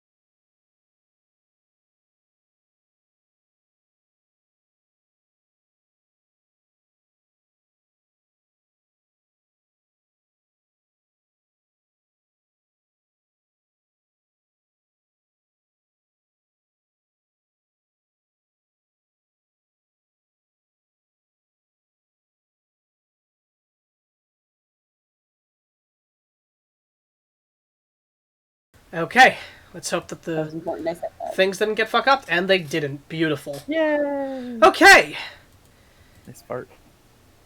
as we pick right back up where we left off. Don't remember if anyone was saying anything or not. As it appears, I don't believe so. Nurgim, Dorian, and the elf, Gallum, are locked in a conversation. Smirks on their face, enjoying themselves, obviously. You guys can hear bits and pieces of it. They appear to be talking about their nations and Relations and things going on in Uzaria and Sorovia. As would we have heard their names at some point? Yes, they introduced themselves. Dorian Chambers, the human man, and Nurgim Goldfoot, the dwarf. Nurgim? Oh, damn. And as they speak, The best nerd. Malcolm leans back in his chair and he goes, "No, since we're speaking, and I see no reason not to offer. And this offer goes to all of you as well." Sorry, Gallum is his name. Gallum. As he looks over to his bottles, he goes, "I have some very strong alcohol here if any of you would like to partake." Oh, what kind? Oh, it's called the Green Dragon. Very spicy, very very strong. Is it like elven wine? Oh, not quite. No, Have any of us heard of this? it's a Wizarian mix, you could say. As he looks over to them, you could roll history, Astrid. You might. Yeah, you've heard of the Green Dragon. It's a very, very strong alcoholic drink that most people cannot stomach even one glass of it. Dang. As I think I'd like to try. Dorian chimes up, he goes, I'm not sure about that one. Green Dragon's a bit strong for my tastes. Most people that drink it don't particularly like having clear minds, from what I understand. As, Gallum just goes, "Please, it's not that strong. I can have at least 4 glasses of it before going down." As Dorian just goes, "Then you must be a supernatural creature if that's the case." Looks over to all of you. Alcoholic. So he goes, "Most people can only take down 1. Do you say you're an alcoholic? Or an alcoholic. Or an alcoholic?" As he shrugs and goes, "The offer stands." As Dorian goes, "Not for me." And Nurgim goes, "Yeah, even with my tastes, I'm not gonna take that risk, sorry."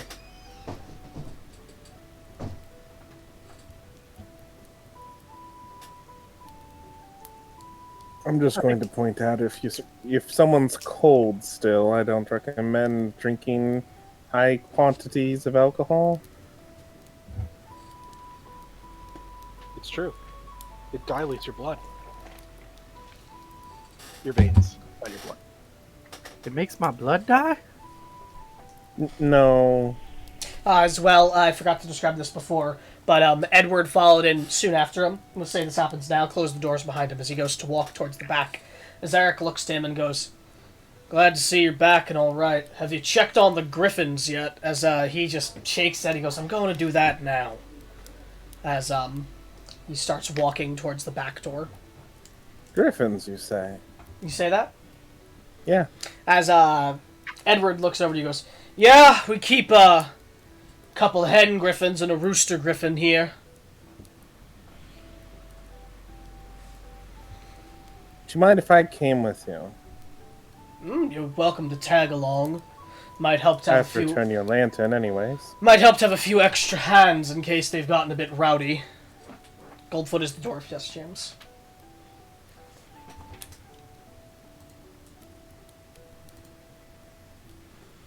Then I'll come with, and I'll hand him back the lantern as I walk over to him. As he takes it, he goes, "Glad you're able to find your way here as well. Anyone else that wants to come's free to." They're just griffins, though, unless you've never seen those type.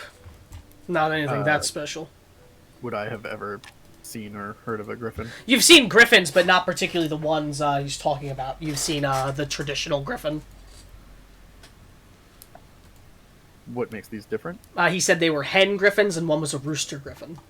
Oh, okay. You've never heard anything aside from a griffin be called a griffin.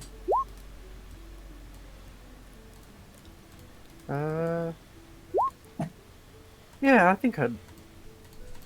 Alright. I'd like to see them. Right, we're gonna have to duck outside, and it's gonna be cold, so keep that in mind.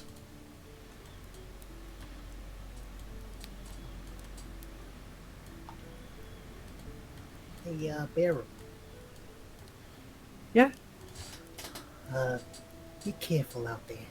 And actually, though, those of you from the continent, from Euclax, know that occasionally the land is referred to as the Land of Griffins, as it has a wide variety of different griffin types. Like there's a whole like different types of species of griffins all throughout the land. It's a big thing for them. I think I can handle a couple of big chickens. Ha! That's what everyone says until they see the chickens. Alright, well, don't keep me waiting.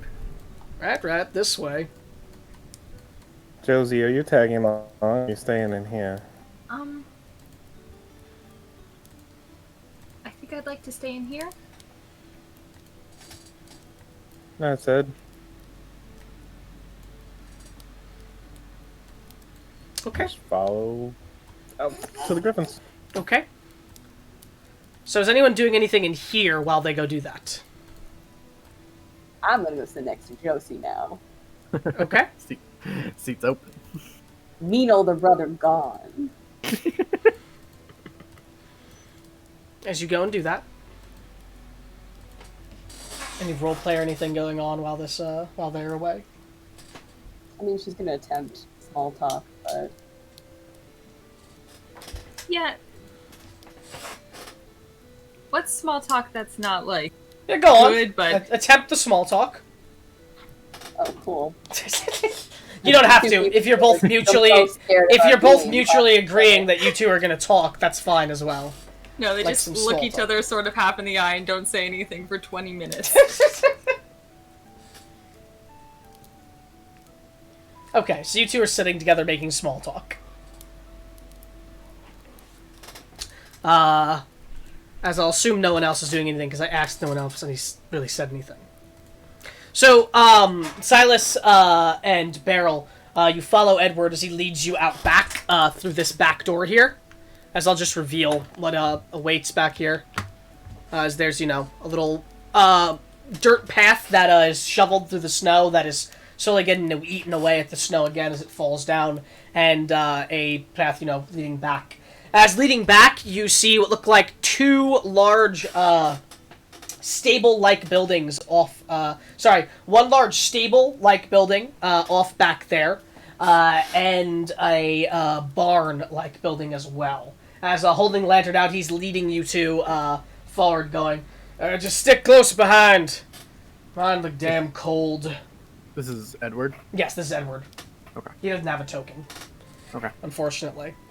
As he leads you Staying close. back, as he leads you towards the barn, and he swings the door open, and as he does, he steps in and he lifts the lantern up and hangs it from a hook that's hanging from the ceiling in the room as you are led into the large barn. About two levels. Level above appears to have some hay and other stuff up there as well.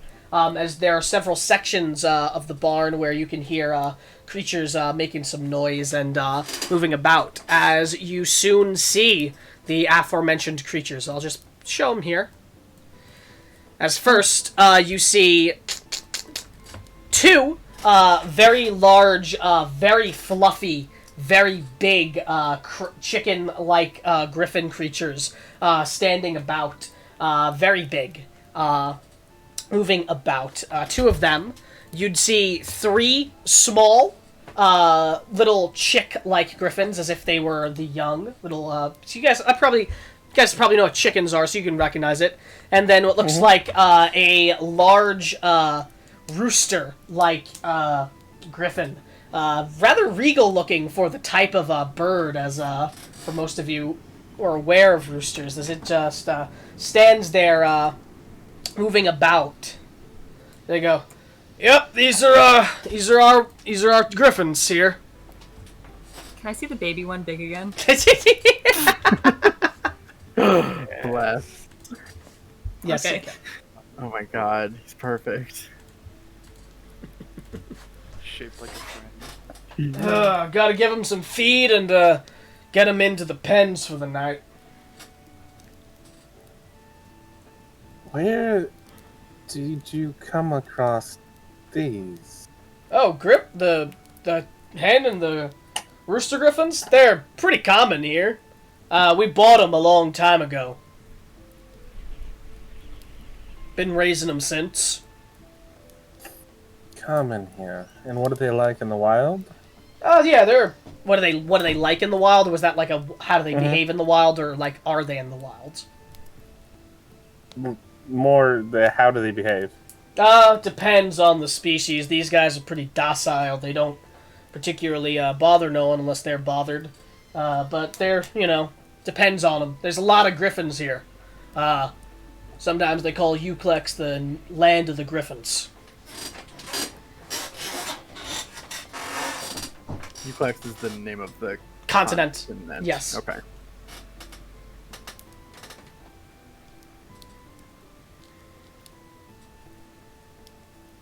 I am certainly learning new things in this new area. Yeah.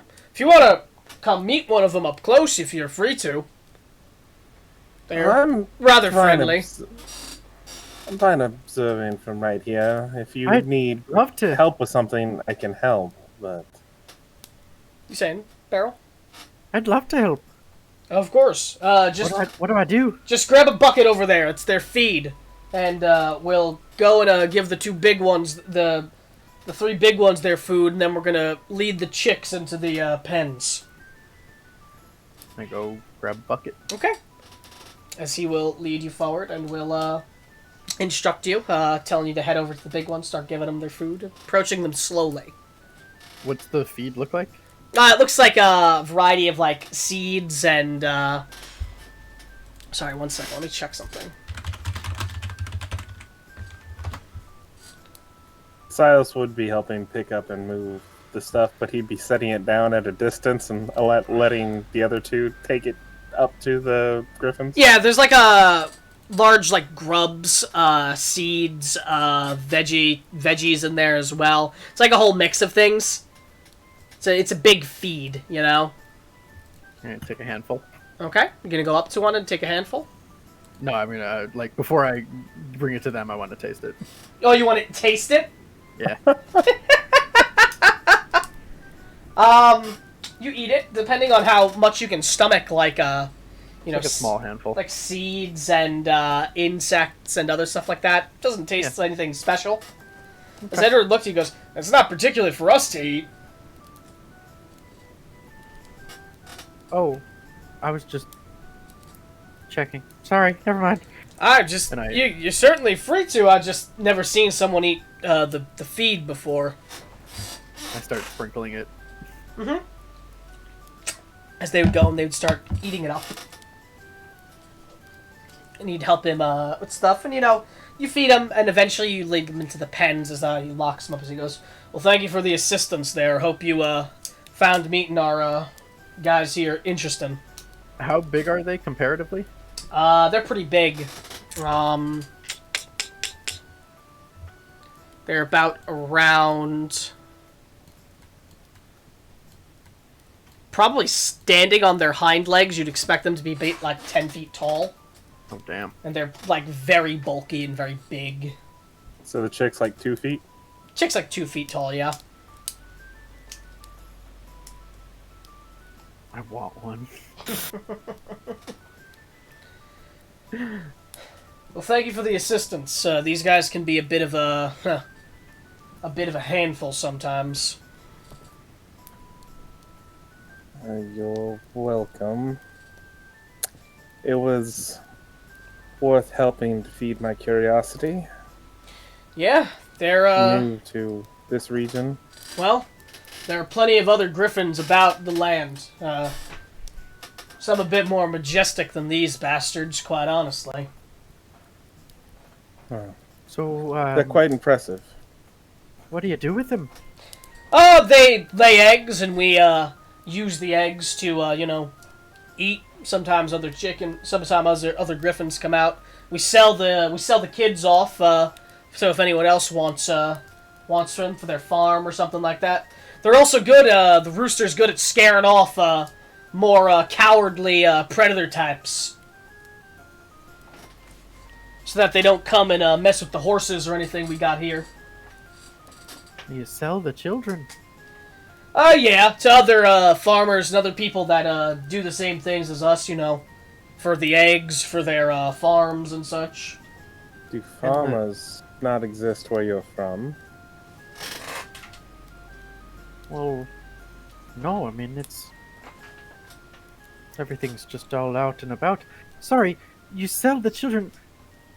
Don't the parents have any say in it?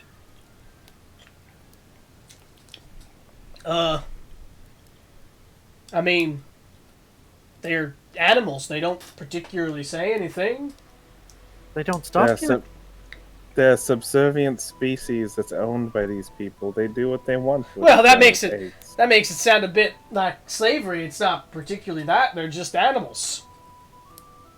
But they don't try and stop you? I've never had one of them complain about me selling a kid, if that's what you're asking. Chuckles a bit as he says it.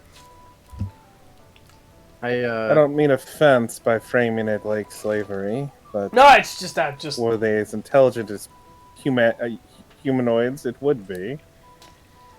Just saying how it is.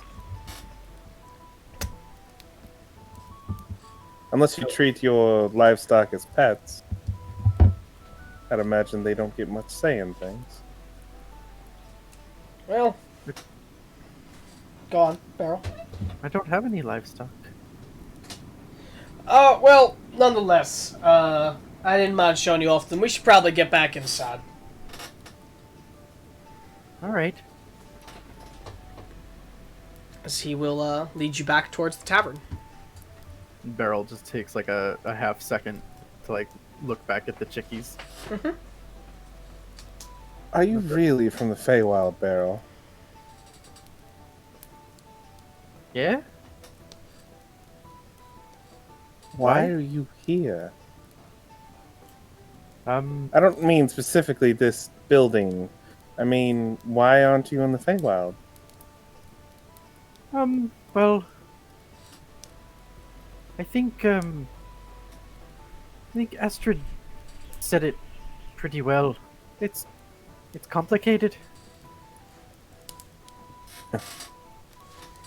I guess I just didn't imagine that someone would want to leave for most, I believe even my sister would believe this to be the case. Believe the Feywild to be a veritable paradise of sorts. Oh, it is. It's very lovely. Just, I'm here now. Yes, I see. New Are experience. you actually able to? Are you actually able to wield that thing? Pointing to the mall. What's this? And she hefts it out like with no problem. Take that as a yes. Are you able to wield that there, little poker? Quite astutely. All right then. I suppose we don't have a problem then. And she'll make her way back in. Okay. All right. As Silas and Beryl make their way back inside. You see Astrid now sat next to Josie in the spot that you had once. He won't interfere with it. He will just sit at the bar. Okay.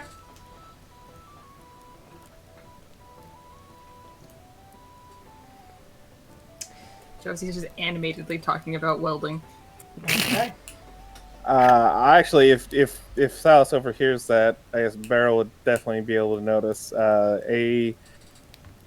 something that hasn't really been on Silas's face since he got here. A legitimate smile as he's looking over to his sister, passionately talking about what she is to Astrid.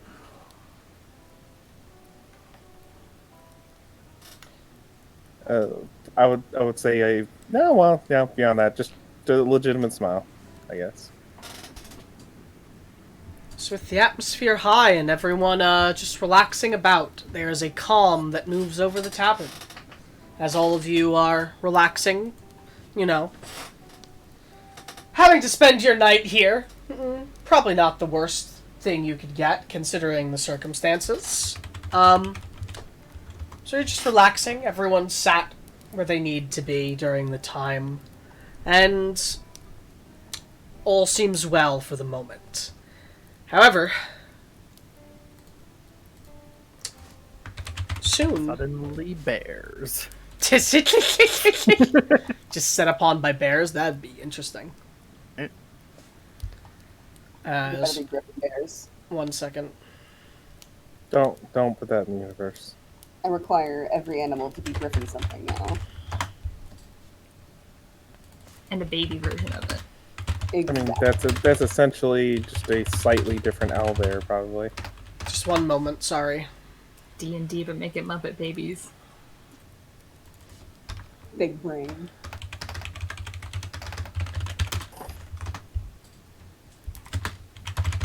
Why is my thing not working?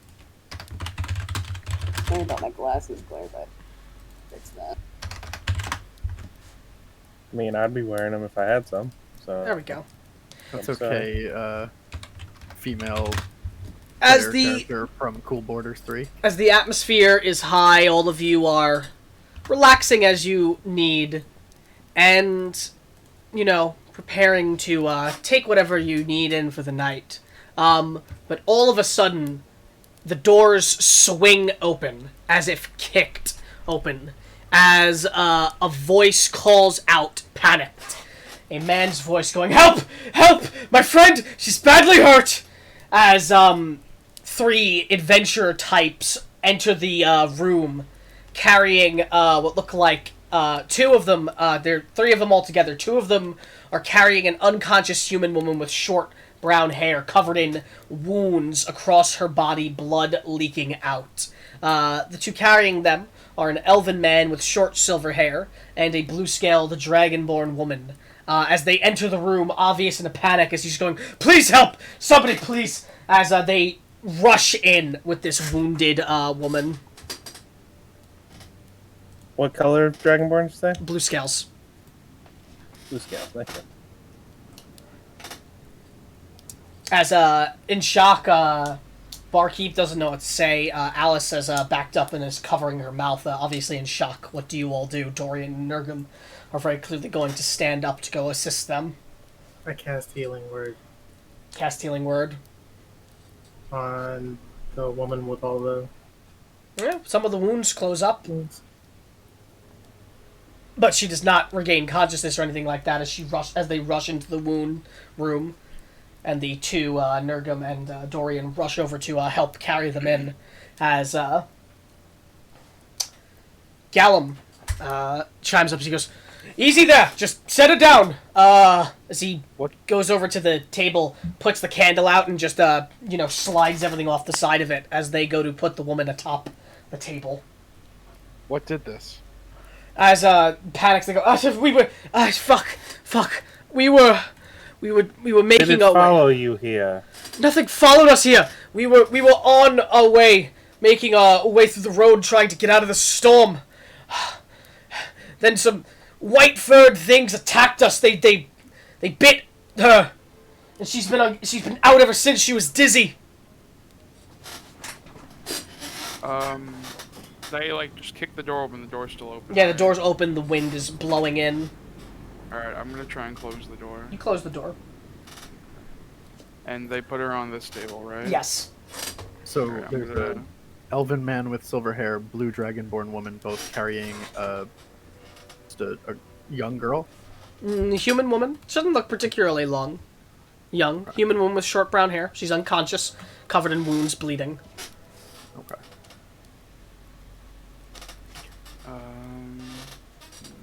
I approach and attempt to help them stop the bleeding. Sure. Stopping the bleeding. You can roll medicine check. Silas would actually walk over and see if he can't point out a vial, if he can't snatch a bit of her blood that is bleeding out. Trying to get her blood. You tried to do that stealthily, or you tried to do it obviously? Oh, no, he's not trying to be sneaky about it. Who are you, Zazel? No. So you haven't gotten the patent on. I mean, people's blood. two of the two panicked people aren't going to say anything, but Dorian does look strangely at you, just vialing her blood, but doesn't say I'm anything. going to test it for poisons. Not. As she is set down, ways with a medicine check, that you're stopping the bleeding, but you're noticing that one wound is not stopping up, and one wound will not stop, and you notice this as well. This one did not stop even with your magical healing. As a deep bite on her leg, oozing with black fluid, is very clearly open still. Oh, I mean, if there was oozing black fluid, could I have been that instead? You certainly try. Yeah. Get it in the jar as it's this thick, viscous black fluid. Have the doors been closed Yes. behind them? Yes. Okay, Ash just gonna give a post at a window then to make sure that nothing is followed. You can roll perception. Yeah, and I'm will, just gonna go stand over by the door. I will unabashedly walk over to a table, like, 2 empty tables away from everyone, though, and pull out my appropriate kit to start testing, running it through filters and such, testing it just to see if it has similar properties to any poisons I'm even mildly familiar with, just to identify it as a poison. You have something on you that can identify poisons? I mean, I have a poisoner's kit. Does it say that that's what it has on it? That stuff that can identify poison?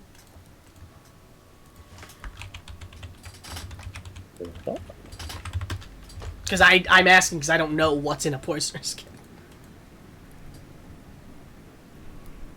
Poisoner's kit includes files, chemicals, yes, other necessary... for identifying or for crafting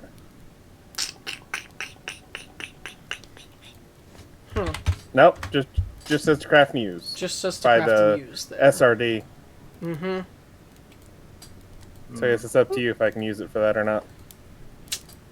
I'm not trying to figure out what kind of poison it is. Just No, if I'm it is sure or not. you can have something in there that can tell you if something has poison in it, but you can't figure out what the poison necessarily does or what it is, though, from it. But you can see if something has poison in it, yes. That's all I'm trying to do. I'm just trying to figure out if she's poisoned. Mm-hmm. Okay, so you're doing that.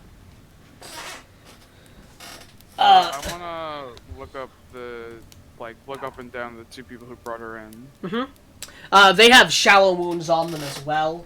They're wearing, looks like the human's wearing, the elven man is wearing, leather armor. The dragonborn is wearing, chainmail.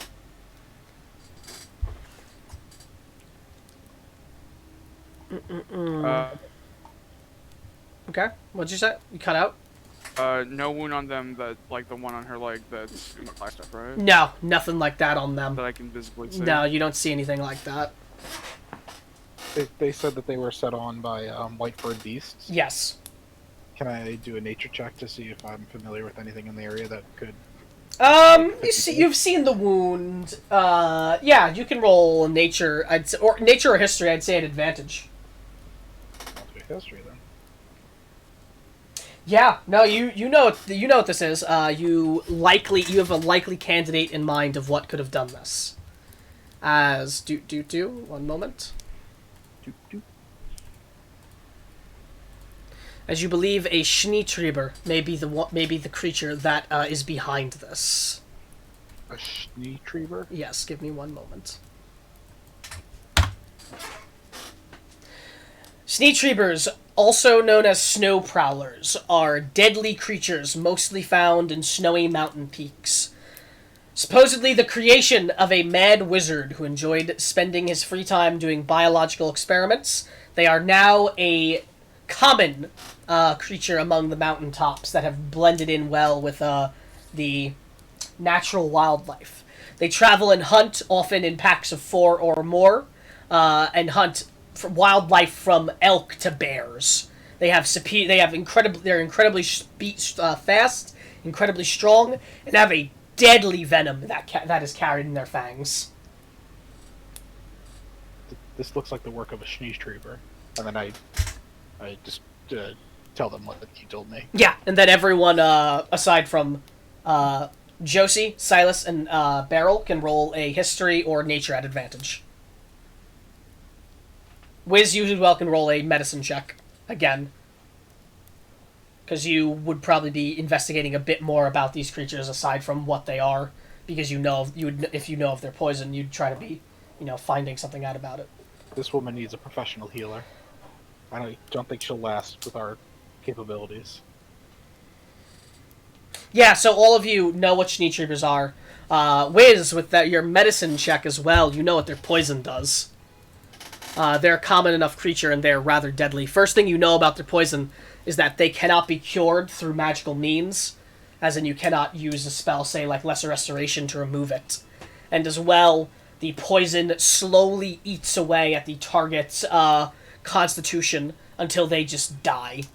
It's a deadly, deadly, deadly poison.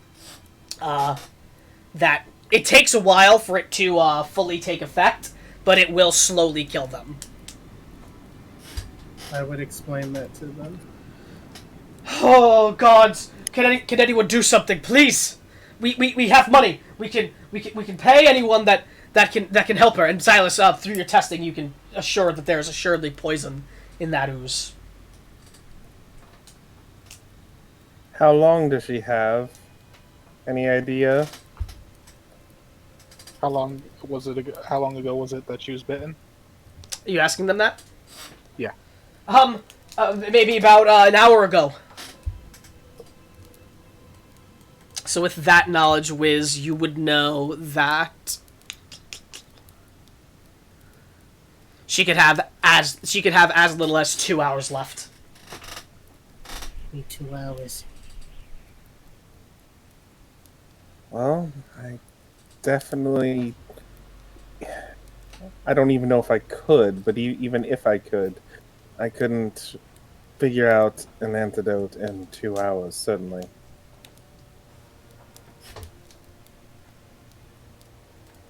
My condolences. There has to be something that someone can do, please, please! Would I know... Soap remedies or anything? Those of you who are trying to see if you know any remedies or anything can roll a nature or medicine check.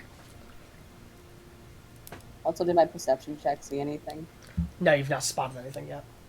Would I know if, getting a sample of the Sneetreeber's venom could cure be synthesized? Roll a history for that. You don't.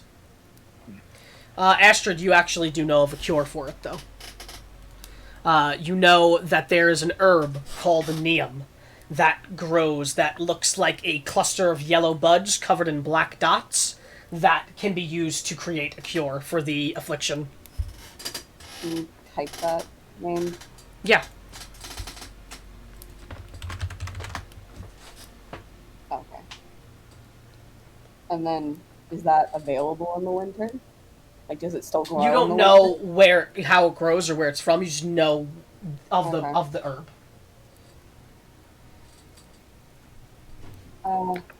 There's a plant called neem that can be used to make an antidote. I know that much.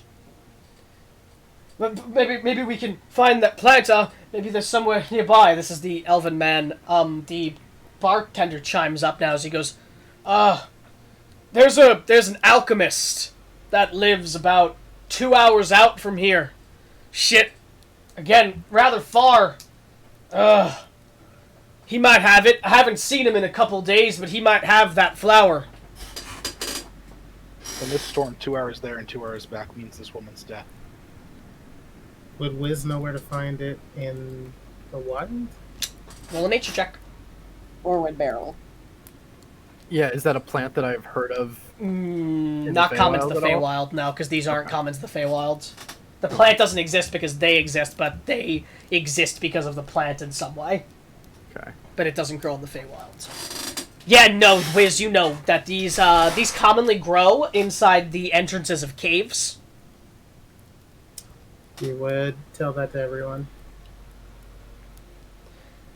As you say that, Alice, shaking herself from the panic, goes, There's a cave about 30 minutes from here that has neem growing at the entryway for it. I've been there before to collect herbs. Right, That's where's not the what it's cave? I can give you directions. Sal's gonna walk up to her with a parchment and a. Yeah, as she begins writing the directions down. At that, Gallum chimes up. She goes, I can tend to the woman while you all are away. I have some medical training. Perhaps I can buy her some time. Dorian looks at you all and goes, well, perhaps me and Nurgum might be able to make way to the alchemist's hut and see if he is there and if he has something. I know you said it's 2 hours away, but maybe if we hurry, we might be able to get back at least in time. Just in case you're all not able to find the flower. Godspeed. Right. So we'll go do that, Nurgum. As he nods, he goes, right, let's go. As Dorian stands up, gets his rifle at the ready as he looks to you all and goes, careful with you all as well. We don't want... Don't get yourselves killed or hurt. As he goes to rush out the door, swinging it open as he exits. Nurgum following behind. We should get going then. We don't have much time to lose. Sal's on the way walking over like towards the sister. He would like make sure that his route put him close to the table with the dragonborn and the silver-haired elf. Mm-hmm. You said there's money in this. Yes. We have gold. We can pay you if you just help her. That's one step at a time. We actually need to do something for you first. I was only asking. We will do our best. Thank you. At least I assume my sister will be coming with me. He raises his brow inquisitively as if he already knows the answer in your direction, Josie. Like you'd do better at finding a cave than I would. No, that's why I assumed you'd come with me, because you don't want me to get lost. No, we should go quicker though. Right. As If you anyone guys has things on them that keeps them from moving quickly, I suggest you leave it. I won't be waiting. as you guys go to exit from the room, you hear Gallum call out and goes, you barkeep, and Alice, please get sorry, he would say Eric and Alice. I need cloth to cover the wounds. Hurry, please. As they're moving about inside, obviously, as you all exit, you all can organize yourself in, say, a marching order, as if you were moving forward, as in if forward was this way. I don't know if you could see that. 1 second, sorry. That was hidden. As if forward was this way, pointing straight with the arrow. So follow it. So straight So is down where, is forward. So yes. Well, no. No, Up is forward. The Up is arrow. forward. The arrow is pointing towards forward. Okay.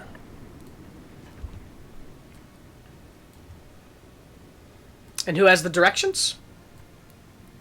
Silas. I will have handed the directions to Josie. Okay. Josie, are you going to attempt to make sense of them and guide the way? Yes. Okay, roll me a survival check.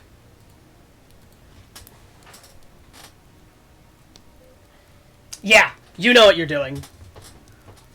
You're leading not only the best you can, the best way you can, but a rather good way. You're leading them very accurately. As you all start heading out, trying to find your way to this cave, ducking your way through the woods as the snow is coming upon all of you. You all are trying to move quickly, right? Yes. Yes. Yes. As moving at speed, you are somewhat hindered by the snow. It's difficult, very rough to move through, but you are trying the best you can. I'm taking care to not walk too fast, and then because I can get through difficult terrain. Yes.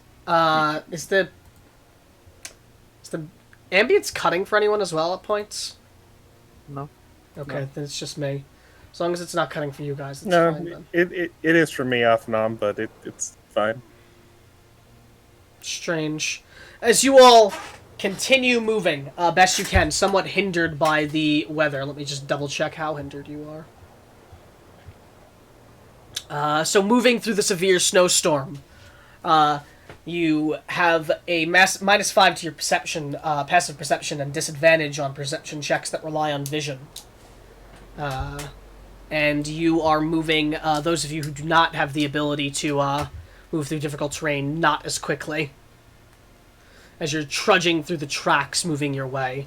Around you, the trees are heavy with snow as you move your way about, trying to find your way toward this cave. As you do, you find yourself in the midst of the snow, moving, walking upwards. Trees around you and a stump by the side of you as well, as if a fallen tree.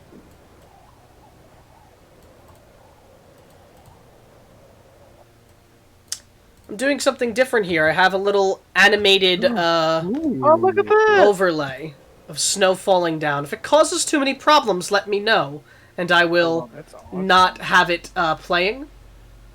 As you all are trudging about. One moment, I have to open up my notepad.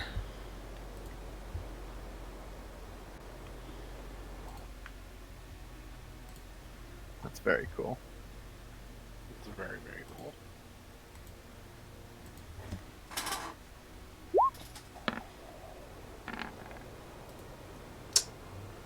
As you're moving, it's actually causing a bit of problems for me, though, I think.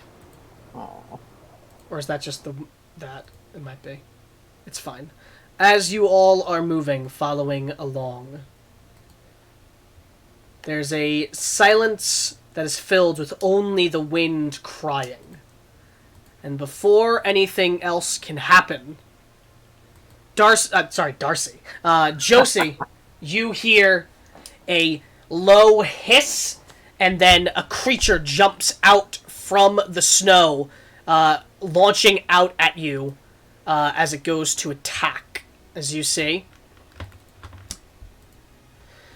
What looks like a pale, what looks like stirring in the pale white snow as it jumps out at you. Snow white fur, making it somewhat difficult to see, even as its razor-sharp claws go to rack against you.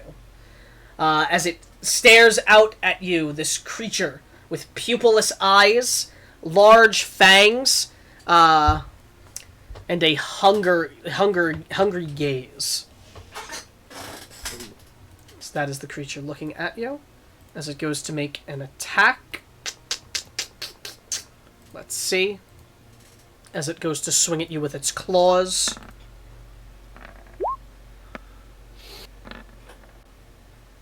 A 24 will hit you. Yes. As you are going to take 11 slashing damage as the creature lurches out and hisses. And other stirring in the snow begins as that happens, as other creatures begin rising up.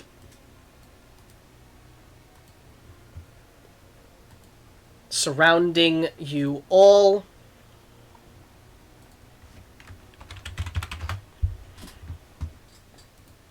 As we are going to roll initiative. Yeah, the overlay is causing problems, so I'm just going to have to just kill it right now.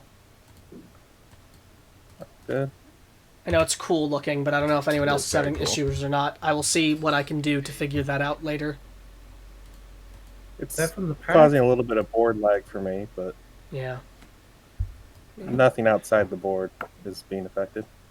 That's the problem with me, is that other things are being affected for me. Does that come from the $5 pack? I bought a pack the other day. Ah.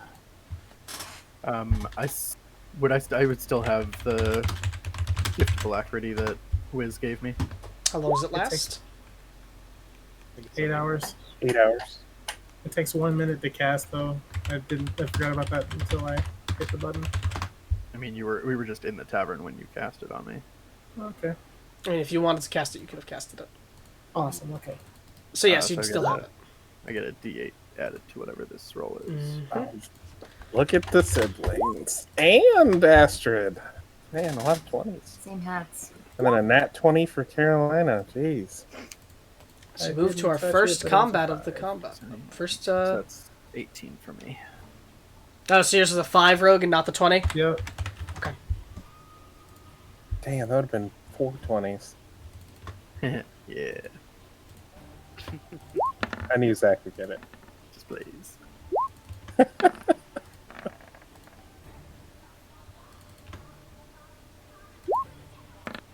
Ooh. Might not have Vibing even with combat, might not have is even it? might not have even been the overlay. It seems like it's just the I'm just having issues. All right. Witcher music. Yes, it is. As the combat starts, the first one of the game. Of the game officially. As it starts off with you, Carolina, what do you do?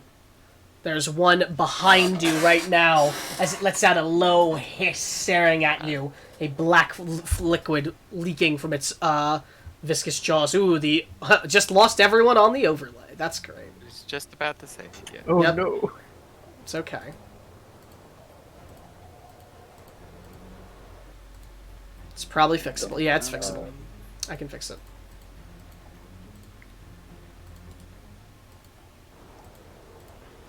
Yeah, that's the ambience just cutting out really weirdly.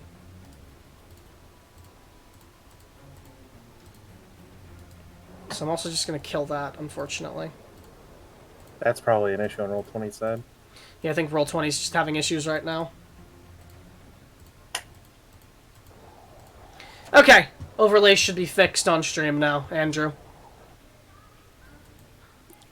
Yeah, but it's delayed a little, so Ben's about to come back. Yep, Okay. there he is. Okay. Welcome back, Ben. Okay. So, Carolina, what are you doing? Okay, I'm going to turn to the creature, Mm-hmm. and I'm going to attack it with my rapier. All right. Make your rapier attack. As a 15 is going to hit. All right.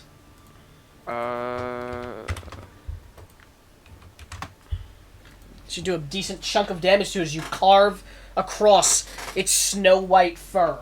All of a sudden, crimson blood leaks across the snow white fur, making it a bit more visible in the blinding white around you as it lets out a low hiss of pain afterward.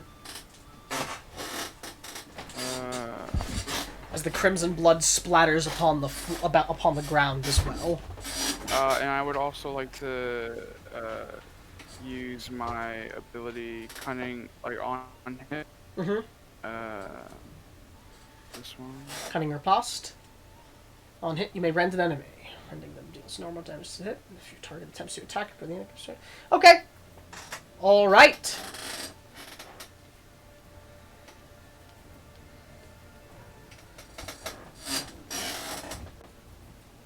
As it did hit, so it won't do the extra d6, but... Oh, sorry, no, I know what you mean now. Never mind, I remember how this ability works. Okay, is that you? As you rend him and you're ready for the riposte? Yeah, that's me. Okay. As it goes to this one here in front of you, Darcy, its blood now leaking... What? Sorry, Josie. Yes, I know. It's a mistake. Josie, it's your blood now leaking from its claws as it imprints onto the ground, leaving it somewhat lost in the snow, as it lurches and goes for a follow-up bite upon you afterward, going to bite you on the arm. I don't think a 14 will hit. No. Alright. Well, as a reaction to him missing me, I'm going to shift 10 feet away from him. So you're going to use your trait? Yes. Yeah. Can you like that real quick? Yeah. Alright, as you see the Sneak Trooper go to bite into Josie, it lurches forward with its mouth, its ravenous maw going to bite her. But she dodges out of the way and then darts back, moving back 10 feet. Shift backwards away from the enemy. Or 10 feet to the left or the right. Let's see.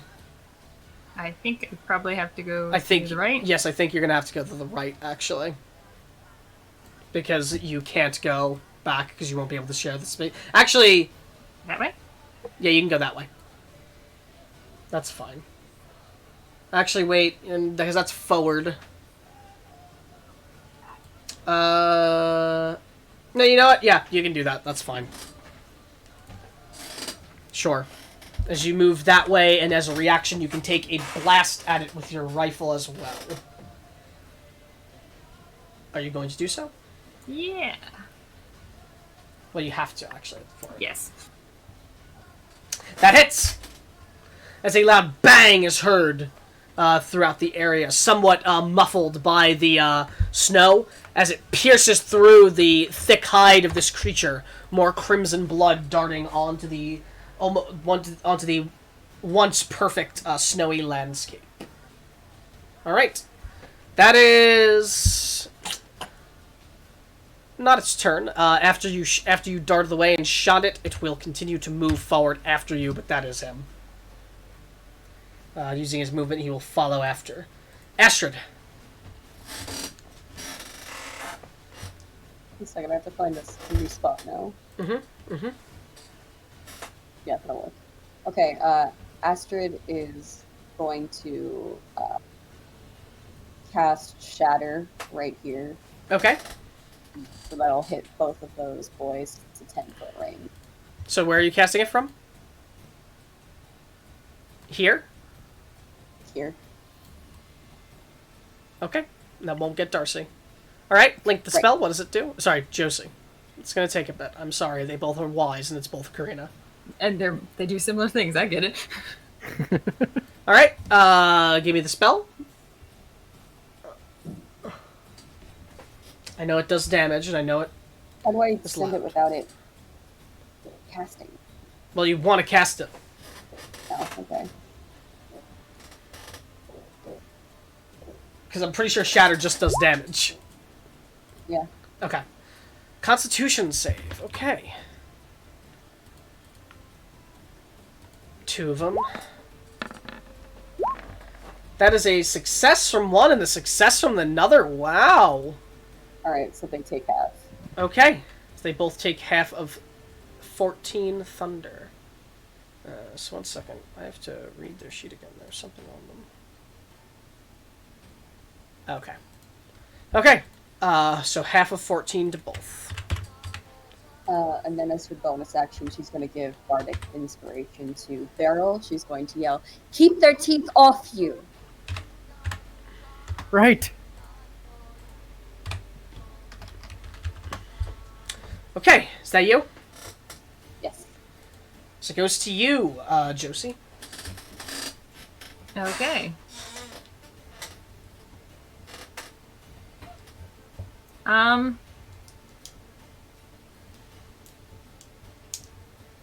remember, for the sake of movement, all of you, without the ability to ignore the difficult terrain, move like it's difficult terrain. Because of the thing, doesn't it not affect my entire group? I had to do some reading. It's possible.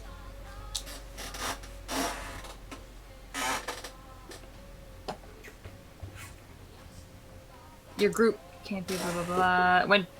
Wait, where is it? Difficult terrain doesn't slow your group's travel. I don't know if this counts as travel. It would not count as travel. Alright, fair play. Travel is more for actual, Traveling. like, getting over, like travel Yeah. calculations. Cool. I'm going got it. to aim at the other one that was hit by the shatter. So the one up by the other tree? Yes. Okay, sure. Yeah, as Josie taking aim near perfectly goes and blasts out at him. That's a crit. Alright.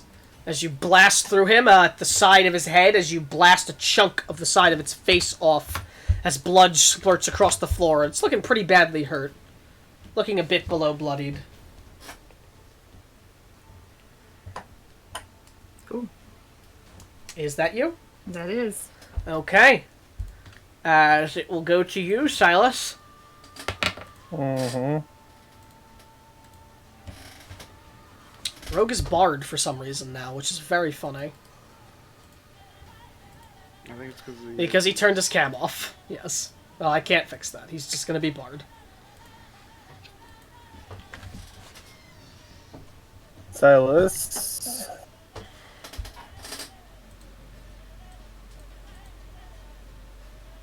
Is going to move to here. Mm-hmm. I'm gonna bonus action after rapier in hand.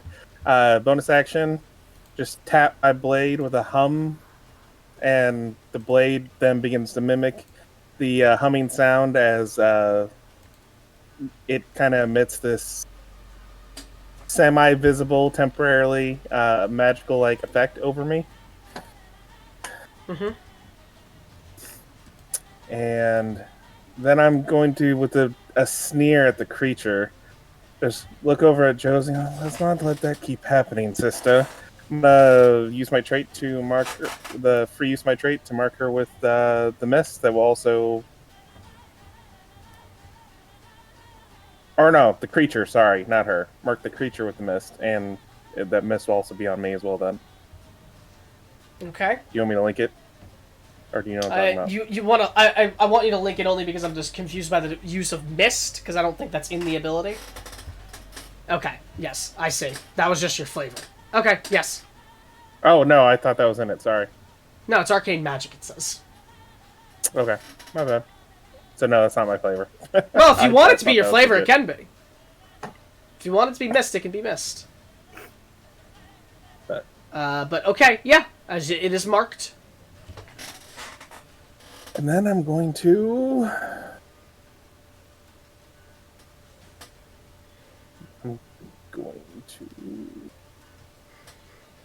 Tap to cast.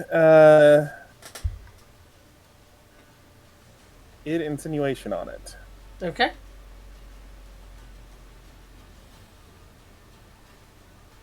Ignore the 4, because obviously I didn't swing a weapon.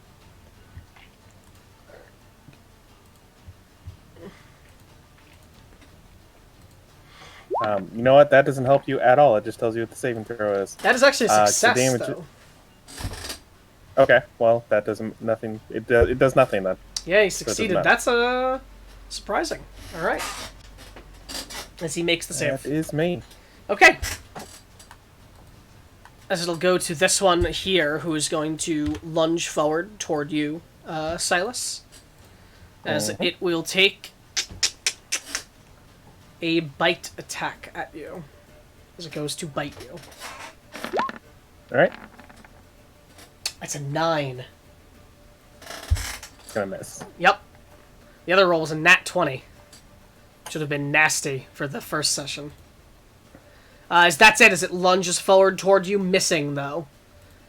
Barrel. Alright. I'll, rush in between these two. Mm-hmm.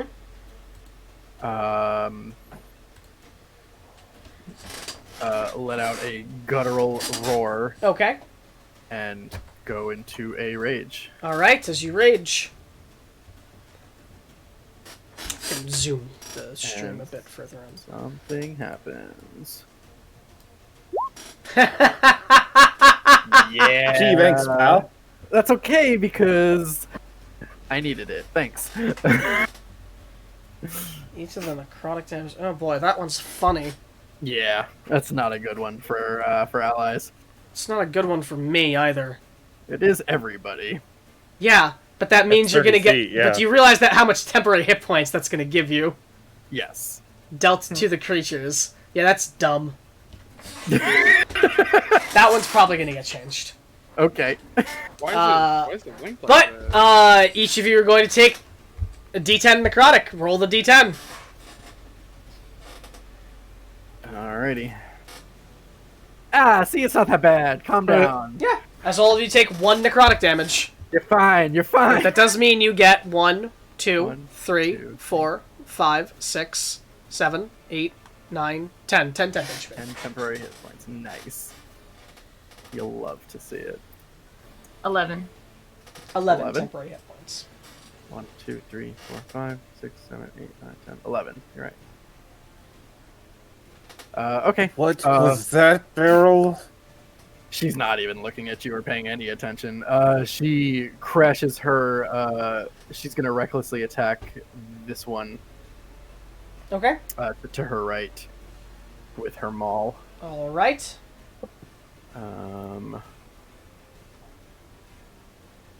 That's gonna hit.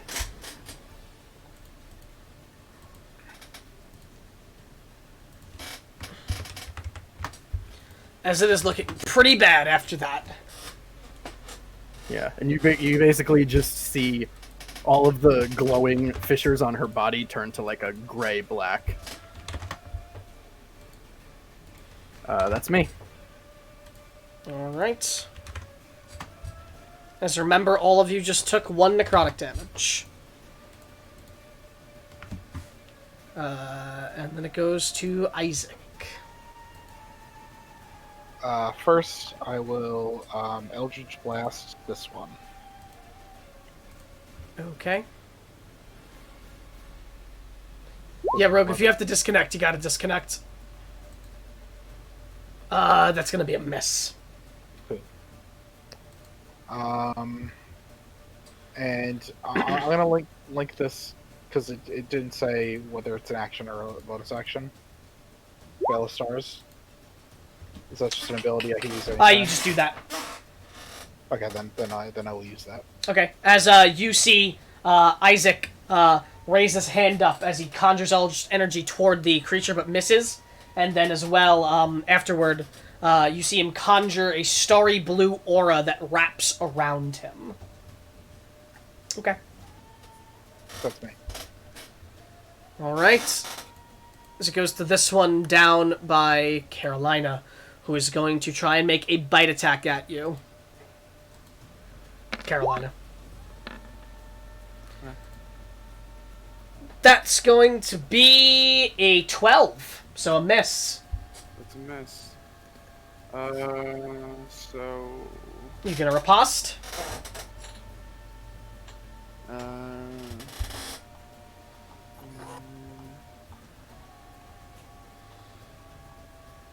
Yeah. And you deal an additional d6 on hit. Does this also go with sneak attack damage, or? It doesn't say it doesn't, so yeah, you can apply sneak attack. So 21, because it's an advantage? Yes, that hits. As Carolina, after getting attacked by it, not getting attacked by it, after attacking it before, almost seems ready for its next strike out at her. As the creature goes to bite at Carolina, she dodges out of the way, stepping to the side, and then drives forward with a rapier, driving it straight through the creature's neck as it lets out a whimper before it falls to the ground, bleeding dead. One down. Is that you? Oh, sorry, that was his turn. Oh, yeah. As it goes to this one. By there, as it's going to run up toward Isaac. Is going to make a bite attack at you.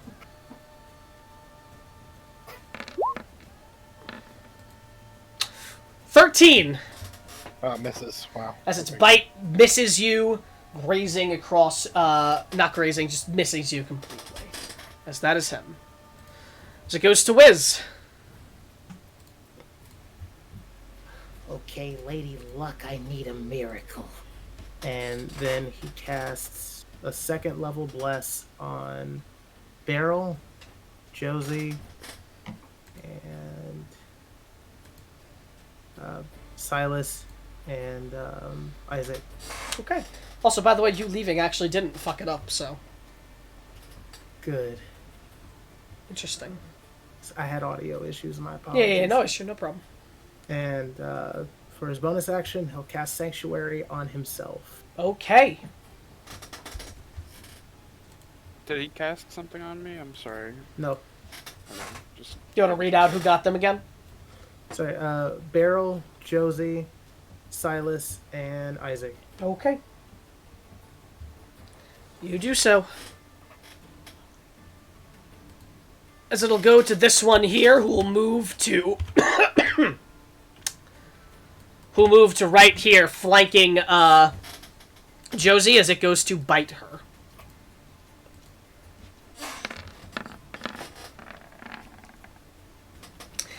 That is a 23. Yep. Okay. As it bites into you, dealing 8 piercing damage, and then you feel its fangs sink and something leaking into the wound. As it burns, I need a Constitution saving throw. Ooh. That's gonna be a fail. As you take 18 poison damage. I'm down. As Josie falls down and the wound leaks with that black fluid. Josie, you are affected with the Schneetrieber poison. Is she unconscious or dead? She's unconscious. She didn't die. Oh, sorry. Yeah, that's my bad. I forgot what I do. Oh my god. I've been playing with Dylan recently for my D&D, and he uses that symbol to signify dead. So, that was my bad. She is not dead. But you do not have to make any additional saving throw right now, Okay. as you are down. However, because you are poisoned by it, it is going to make a bonus action claw attack at you.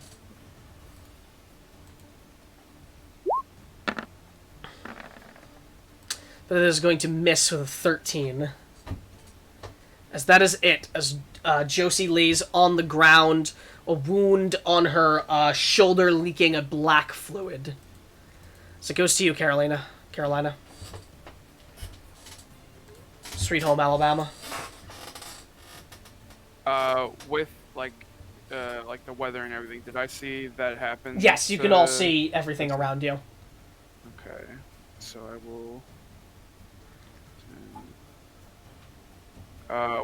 It's difficult terrain though, right? Yes. Okay, so what is it? I move half, right? Yes, it's half, basically.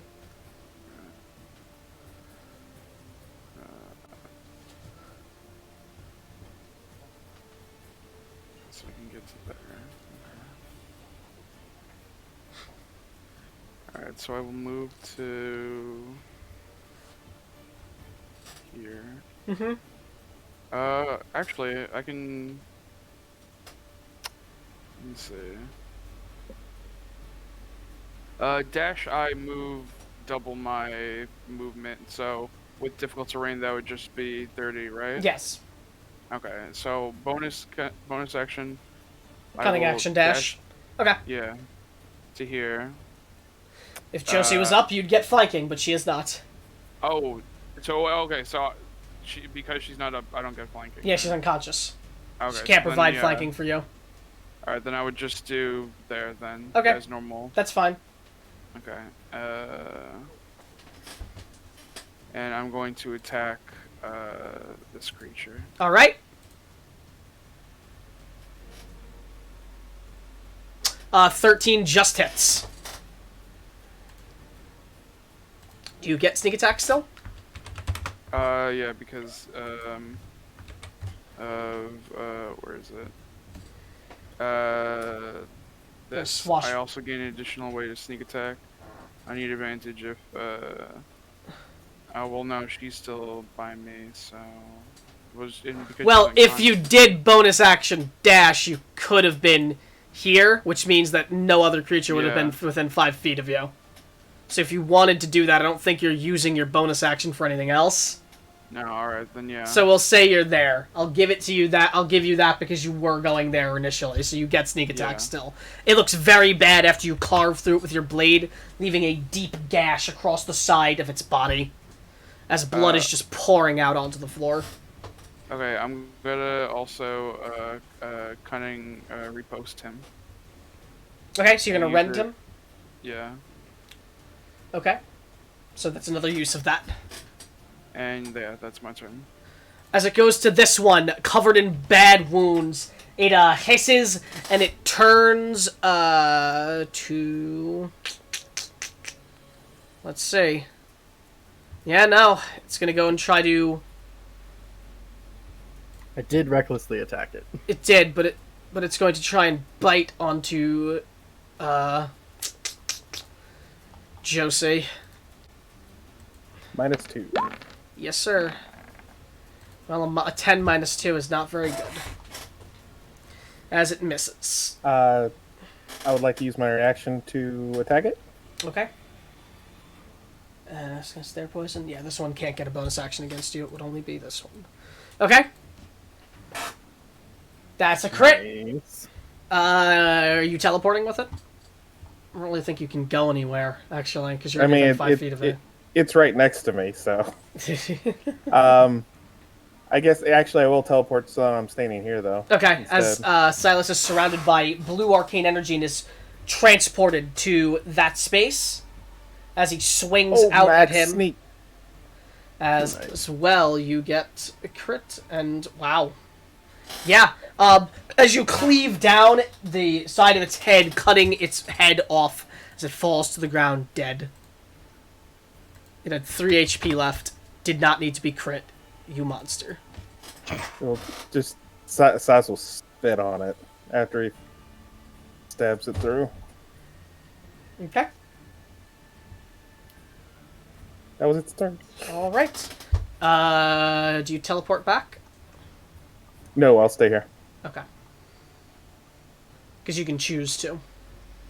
Mhm. Okay. Astrid. Okay, Astrid is going to cast Ray of Frost on the boy harassing Isaac. Okay. 9's not going to make it. No, it's not. And then she's going to curse in Sylvan, and as a bonus action, she is going to cast Healing Word on Josie. Okay. I understood it.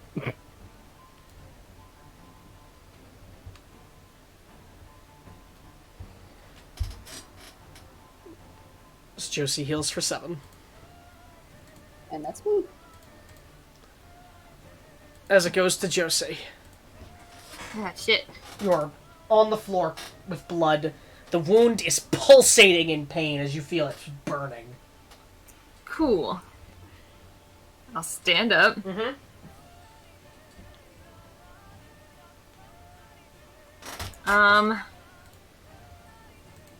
Well. This is probably fine. I'm gonna try to shoot the one by Isaac, too. Okay. Make your attack. That's definitely gonna hit. There's nothing it can do to stop that. There'd be nothing I can do to stop that. Oh yeah, as you blast it, as it's looking very bad after that hit. Max damage. As a loud bang is heard once again as it's blasted through the side. Isaac, you see crimson blood just leaking out onto the floor after he is shot by Josie. And then she's just gonna sort of inspect her arm. Yeah, it looks bad. Ah, fuck. And it is leaking a black fluid and it burns. Gross. A Alright. problem As if you- crafted as to if you- fight As if Josie. you dunked it in like in a tub of salt. Oh, God. Alright, well, that's me. Silas.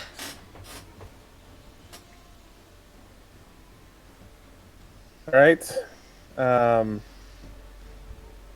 Bonus action. I'm going to move my mark over to this one. Okay. So you place a new mark.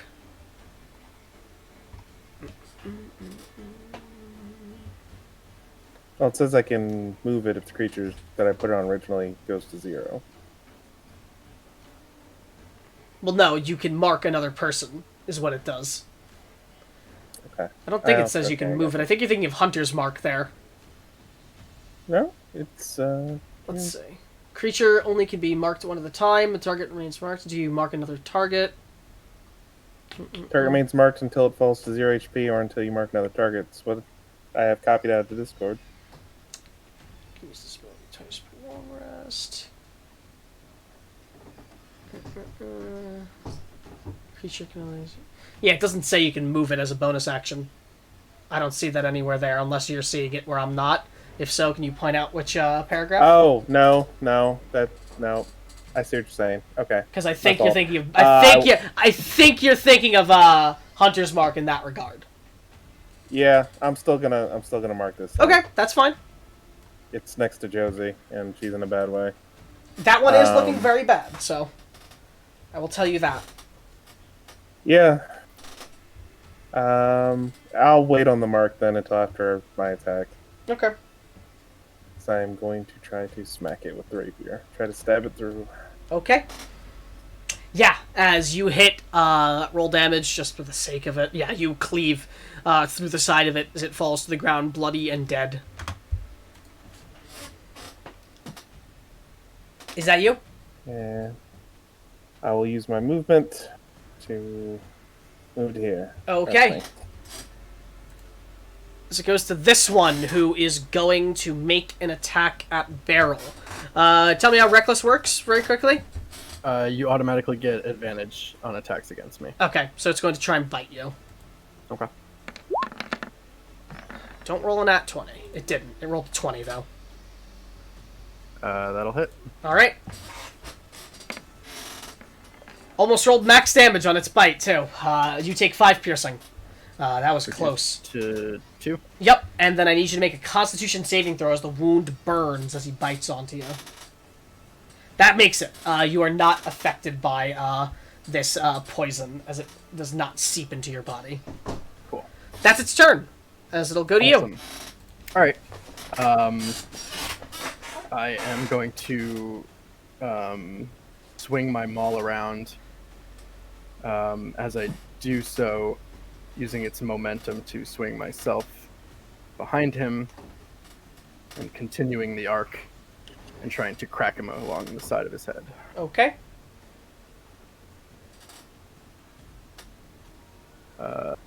Not reckless. Alrighty. That does it.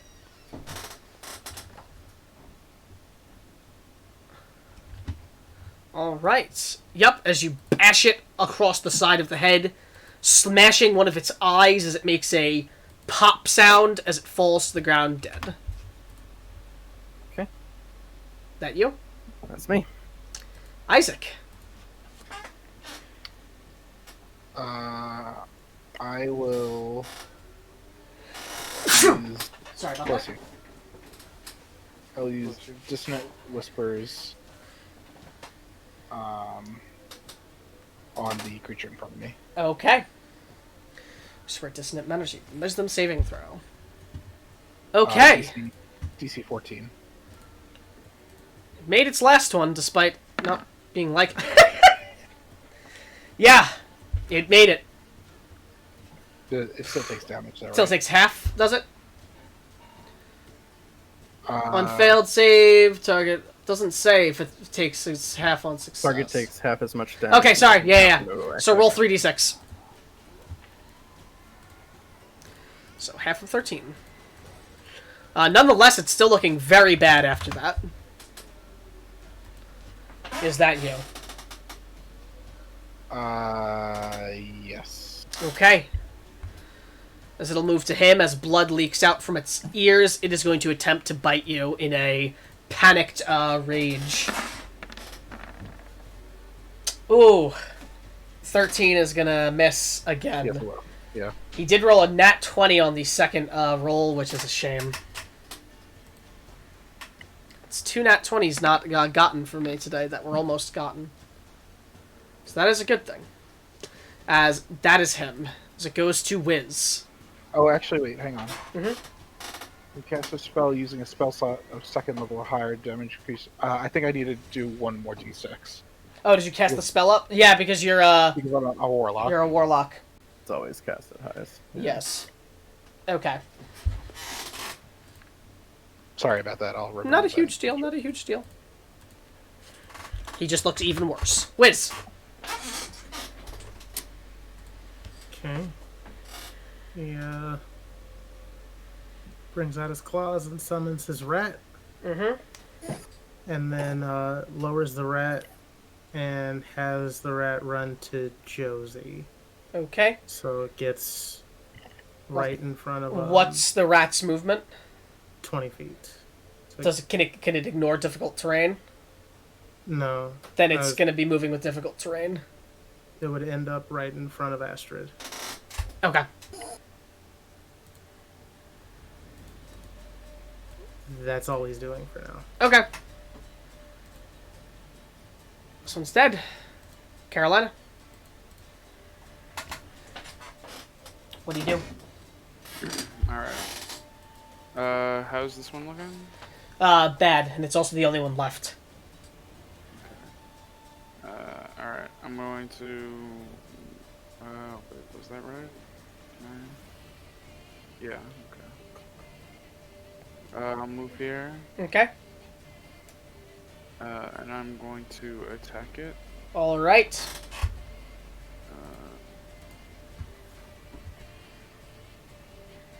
Let's see.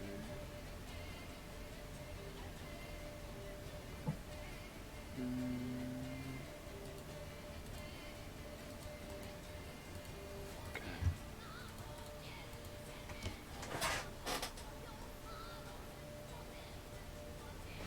That's a hit.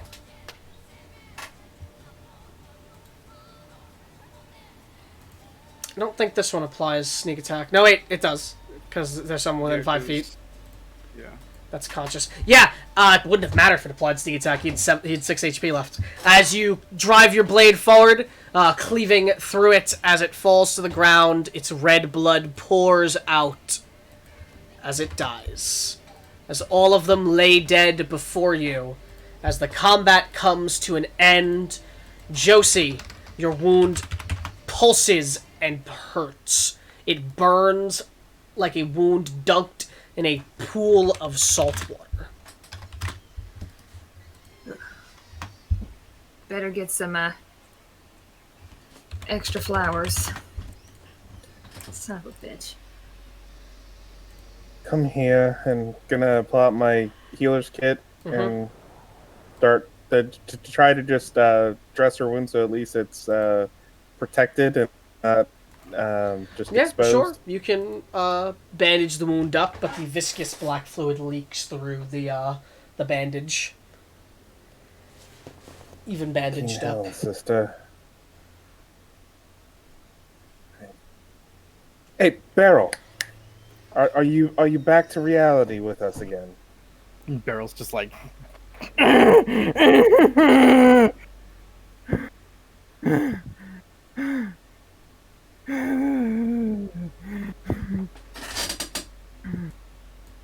Beryl. Alright.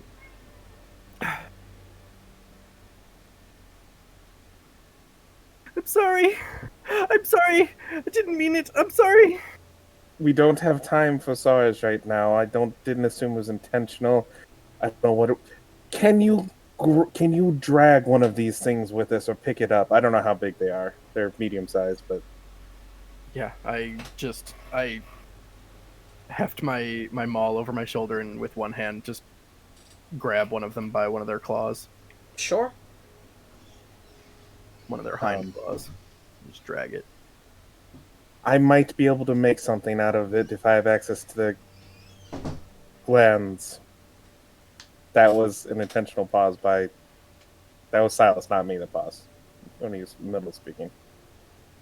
I just kind of like hold it up, like I'm holding a dead chicken, or whatever. We'll need to bring it back to the. When we go back, bring it back with us. But if we leave it here, it might not be here on our way back. My sister has been poisoned by one. It's even more important that I look into this. Hey, Josie,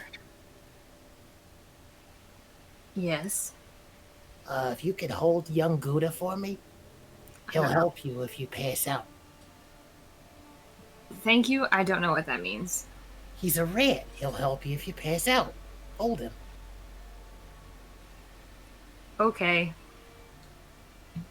I will put my hand out for a rat. Young Gouda tries to crawl in one of her pockets. This is fine. How much farther are we from the cave? How long have we been walking? About 15 minutes. Probably about 15 minutes. And I'm like pointing which direction. I'll reorient myself and Survival at Josie was advantage. the one that was leading us, right? Mm-hmm. I cannot get lost if it's not unless by magical means. Just roll survival at advantage again. Okay. Okay. Alright, as you reorient yourself. Okay, as you are heading that way now still.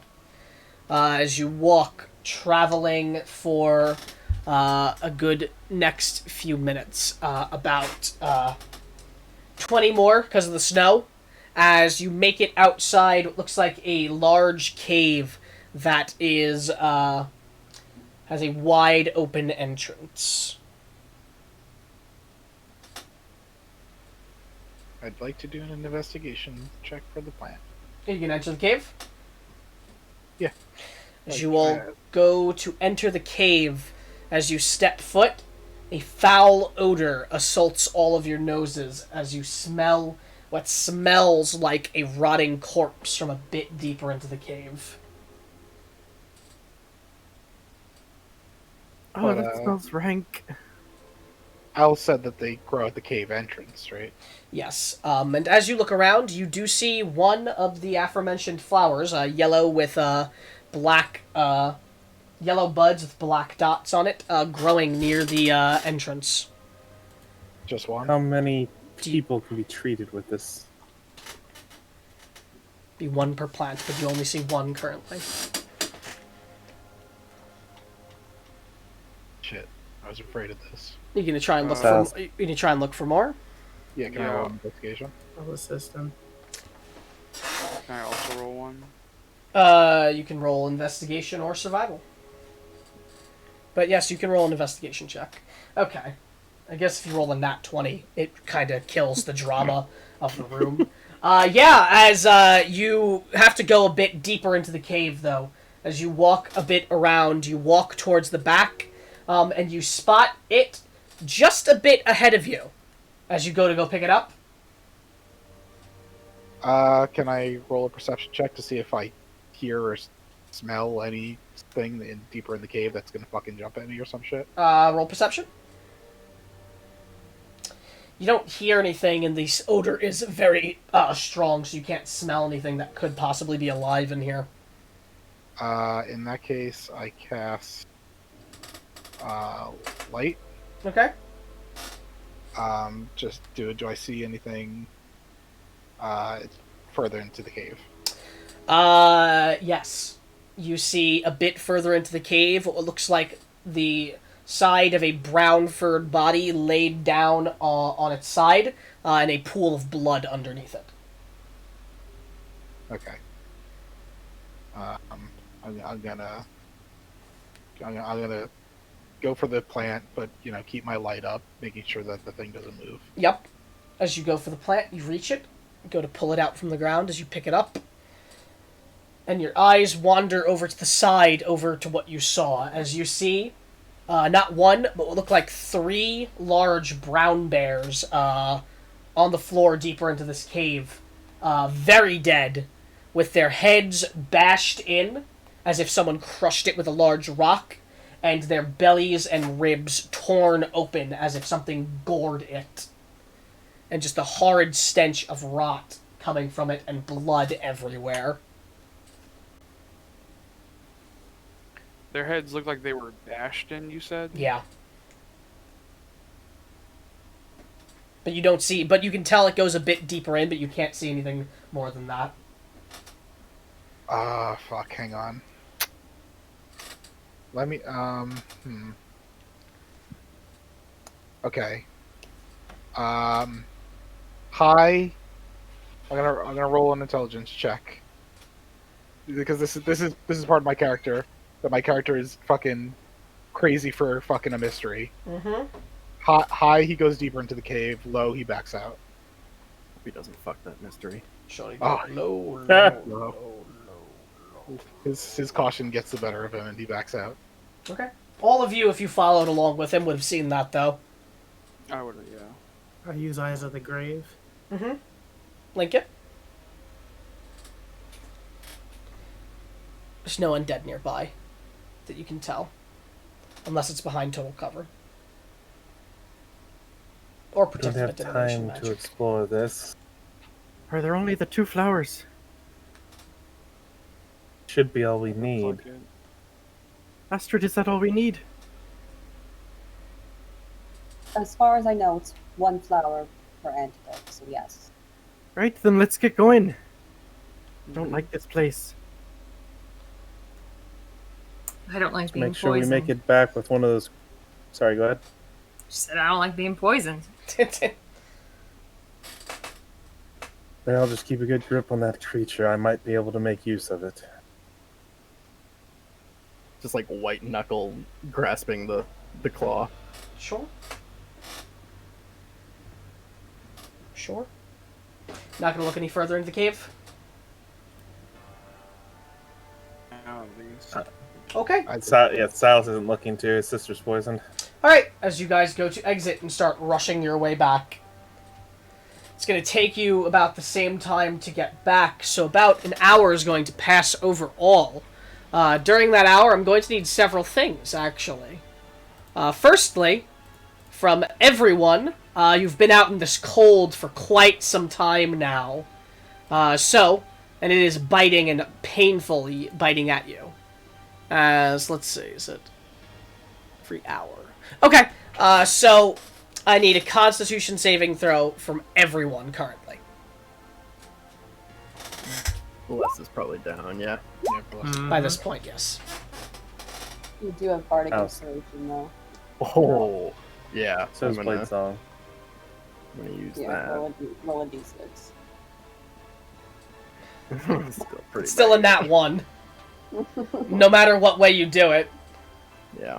So even the Bardic Inspiration doesn't matter because it's a fail automatically. Okay.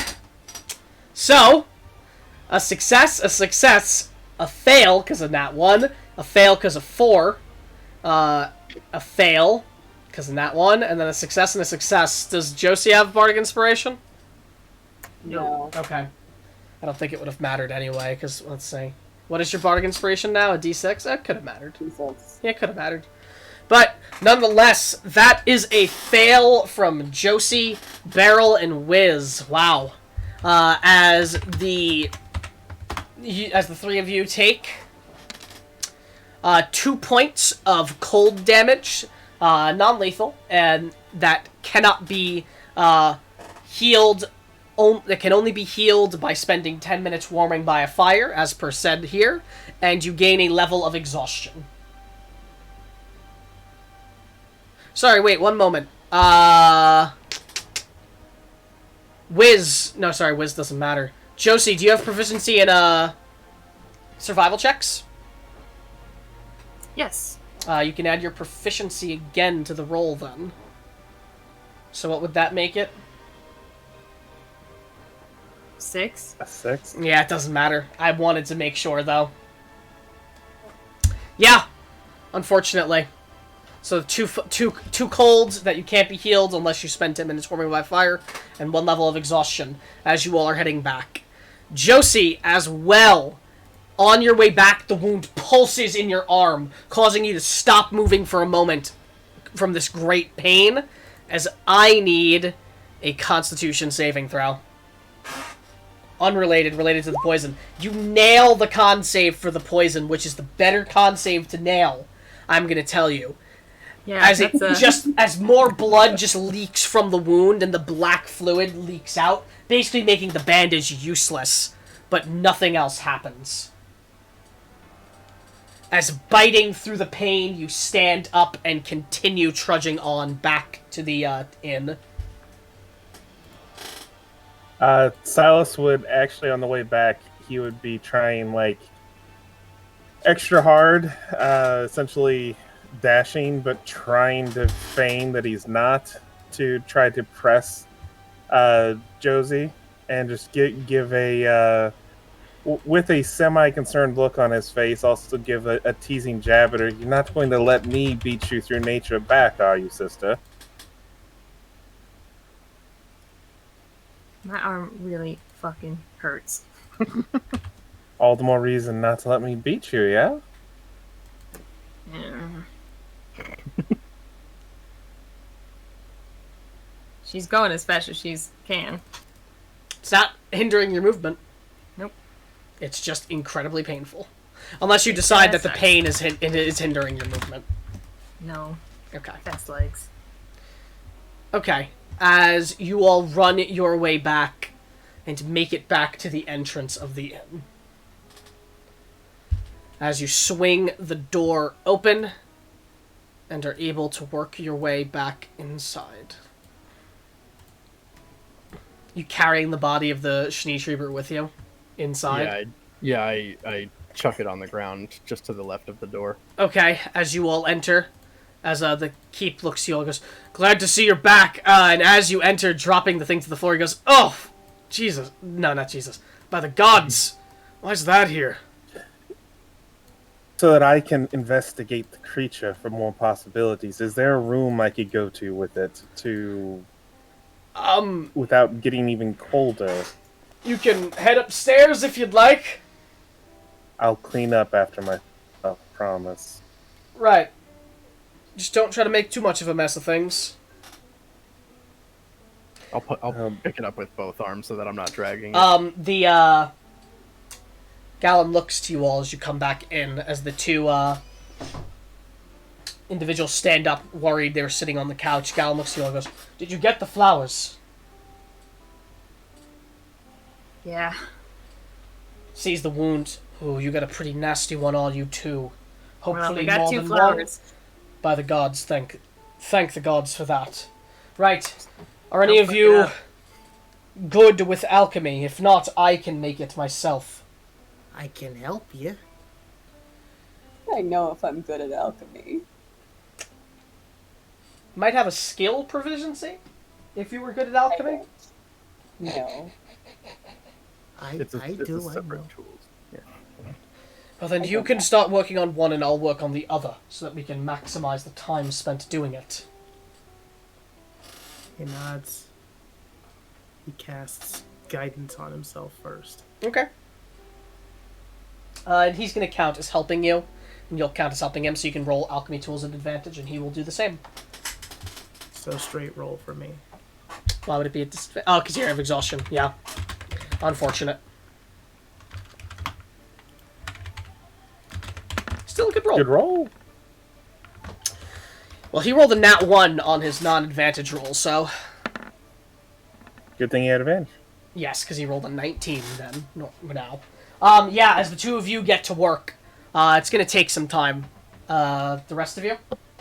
Aside from Silas, who's probably probably going upstairs with the corpse. I'm gonna go sit warm place Okay. and try not to think about the pain. Alright. I'm going to ask Silas, as I'm holding it and carrying it upstairs, "Do you need me for anything else?" You don't need to be there for the dissection. Actually, you can do me a favor that's not pertinent to what I'm going to be doing. Since I'm going to be busy with this, make sure my sister gets anything that she needs.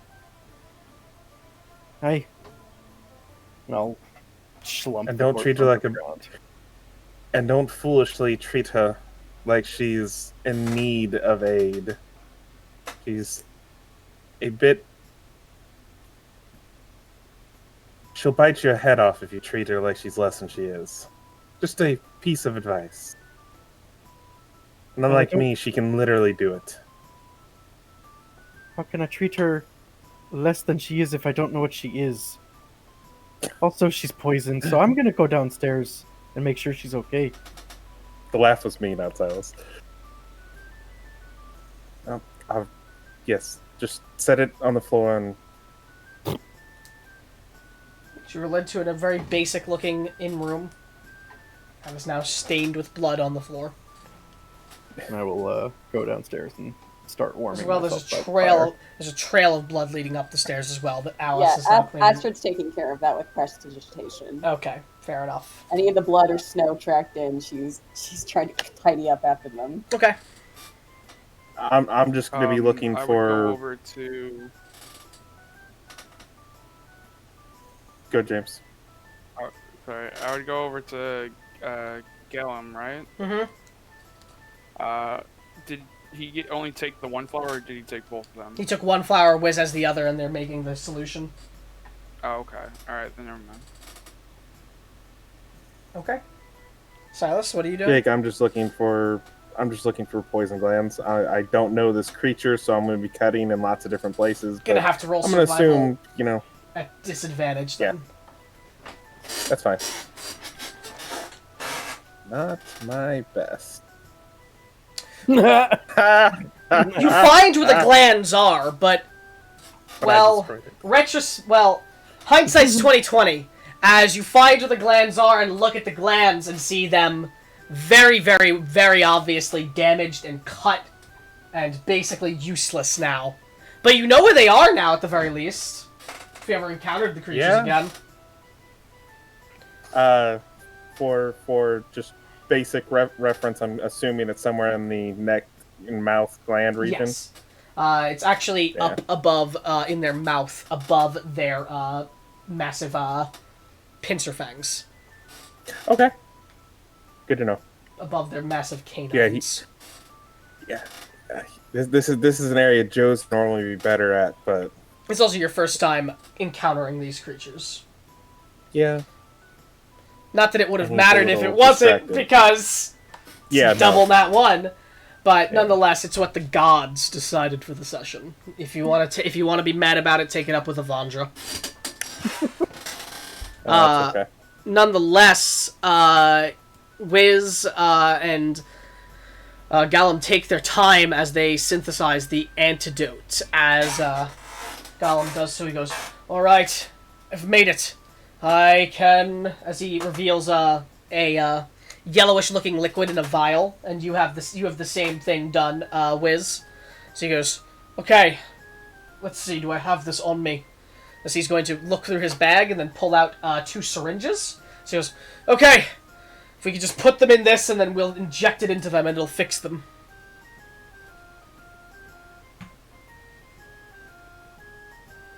Gonna have to drain the wound too, though. I'm on it. As he Is there a will. way I can help with that? Yes. Here. He hands you the syringe, Wiz. I can drain the wound of this one. As he hands you the syringe, Carolina. You just inject this into their neck. Hopefully in a vein.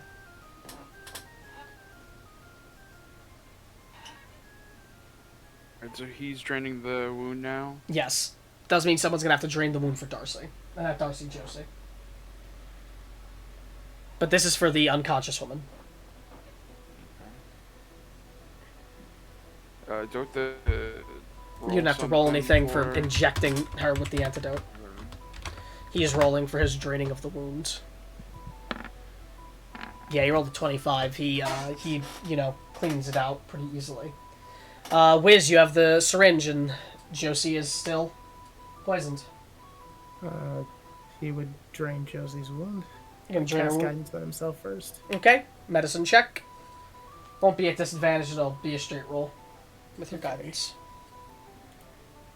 Yeah, pretty easily. Josie, it's painful. It's very painful, because it just burns, but he is able to drain your wound. Sorry. She's like biting on her other hand. And then you're going to inject her with it. Mm-hmm. As you get injected with the fluid, Josie, and for a moment you feel the twinge of pain there, and then you feel that part of your neck going numb, and then slowly as the liquid begins to fill your body, you feel your entire body starting to go number. As you feel very numb afterwards, a numb pain can be felt still, but it's slowly fading.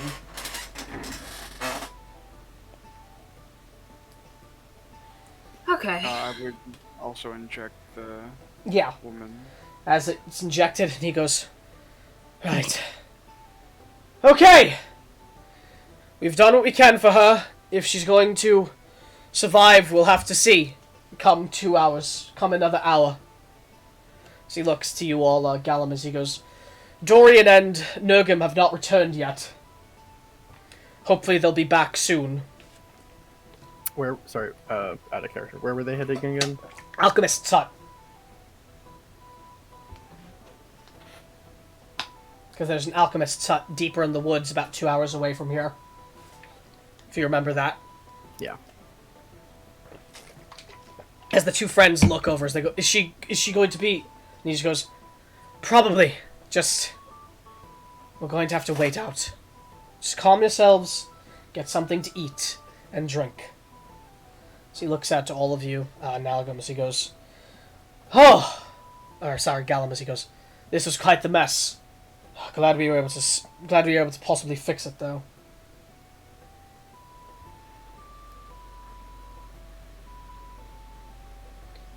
As he'll walk over to you, Josie, as he'll take out a healing potion. He'll go, here, take it free of charge. You did a good deed, so no reason not to. I'll do mine for the day as well.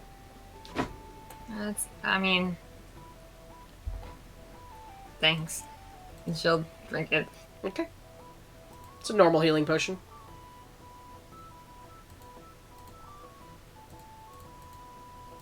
So, 2d4 plus 2. I looked it up. Yeah, we have a table. A very nice table at that, too. Alright, as you heal for 5. And she's just gonna lay down on the couch in front of the fire. Okay. The rest of you? Isaac is pacing the room, like, clearly contemplating something. Okay. Am I done with my dissection that went wrong? Yeah, you're done with it. I will prestidigitation to try to clean the room up on my exit, but the creature's still there, so it's going to make more of a mess. Someone's going to have to carry it out. Temporarily. You're going to come back downstairs? I'll go back downstairs and look for... First, I look to see the state of my sister, who's laying down by the fire. On the couch. What we said? Yeah. On the couch or on the armchair? You're on the armchair. On the couch. Okay, so you'd be laying on the couch.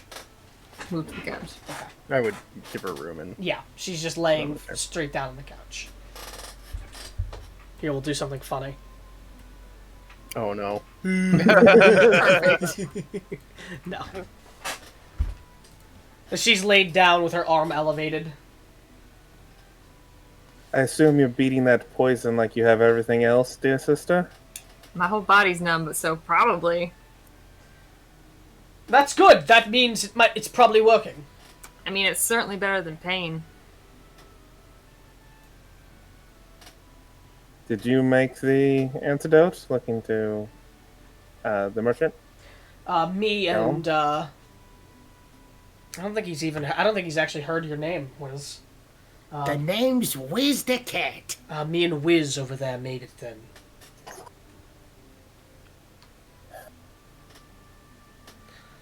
Oh, If it was successful, it should be out of her system in about 2 hours. right. I'm sure it will be. It'll take more than a beast to take down my sister. Monstrosity, actually. Right. Well, I know where the glands are. Sadly, I wasn't able to make something out of it on this one. Is the body still up there? It it is. I was going to, before just trying to get rid of it, ask if you would possibly like to attempt to use it for butchering properties. Its meat's Purposes, probably not no properties. good, but its fur might be useful. Might make a nice coat. You're welcome to it if you want it. What room's it in? And I assume you'll tell him what room it is. Yeah. I'll have Edward go up later and get it down here, and we'll take a look. Maybe we can get some useful things off it. Not my first time seeing a mangled up corpse, but Alice, I recommend not coming along. As she chimes up and goes, "It's not my first time either. Don't treat me like that. It's just apologies." Silas will go walk up to the pair that came in with the injured woman. Mm-hmm. I assume she's been given hers as well? Yes, thank you. Thank you so much. Here, for each of you, as the elven man takes out 25 GP, and we'll hand it to all of you. Like, Each? spread out. Yeah, each of you get 25 gold. Oh, Outstanding. Which direction did all of you come from? We were heading, this way from...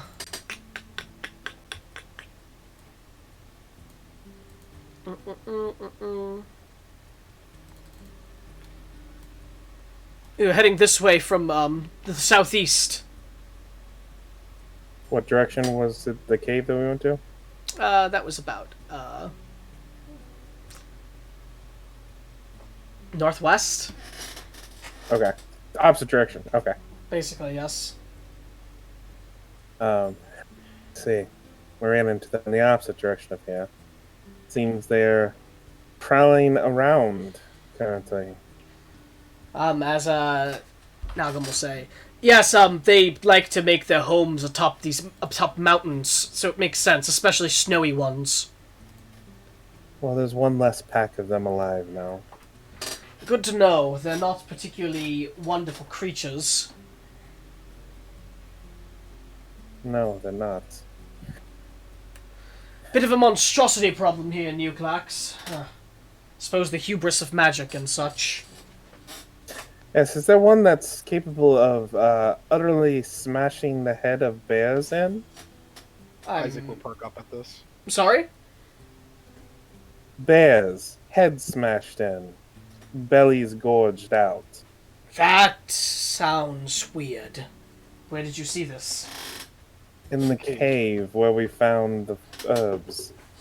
That doesn't tell me anything that might evidently pique my interest. Maybe some trolls or other sort of giantkin? Yeah, that doesn't sound like something one of these creatures would do. Certainly not. They don't hunt bears, particularly. Wait, maybe they do. I don't remember. I think they actually do hunt bears. yeah, you did say elk and bears. Yeah, they hunt bears. They don't bash their heads in, though. Yeah. Oh, their heads Elk are very clearly smashed in as if by something heavy or strong. There's not a lot of things that can just bash something's head in. Especially a bear. Especially for no discernible reason. Was there any, meat taken? Did it appear that it was for eating? The belly gorge, did it look like they were completely empty, or You didn't just... get a chance to get just close a- enough to look. You didn't further That's fair. investigate. I don't know. We didn't properly investigate the bears. We were in kind of a hurry. I can't blame you for that. That is weird, though. This was in that cave, you said? Yes. Yes. Perhaps something worth checking out. I'm very curious about it myself. Well, if you're... I don't intend on going back out. I don't intend on going back out there unless I have to before the storm comes down. Yes, I wouldn't recommend doing it during the storm at the very least. If you want to investigate it, at least wait till the storm passes. could pose a threat down the line. It could, but might be better just not take that risk. There could be more snow prowlers out right now, and there are a lot. Sorry, Schneetriebers, he'd call them that. Might be more Schneetriebers out right now, and they can blend in very well with the blizzard. Of course, you're right. I should put it out of my mind. Just let's all settle in, wait for Dorian and Nurgum to get back. They might have some information, and then in the morning, perhaps I will join you for an investigation if the blizzard has stopped.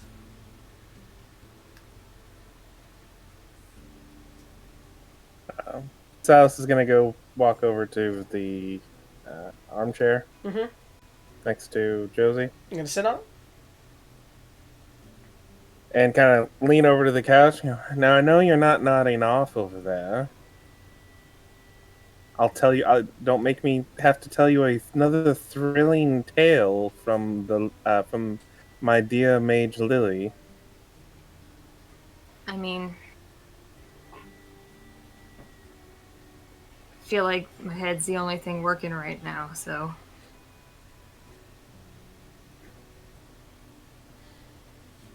Been a real bad couple days.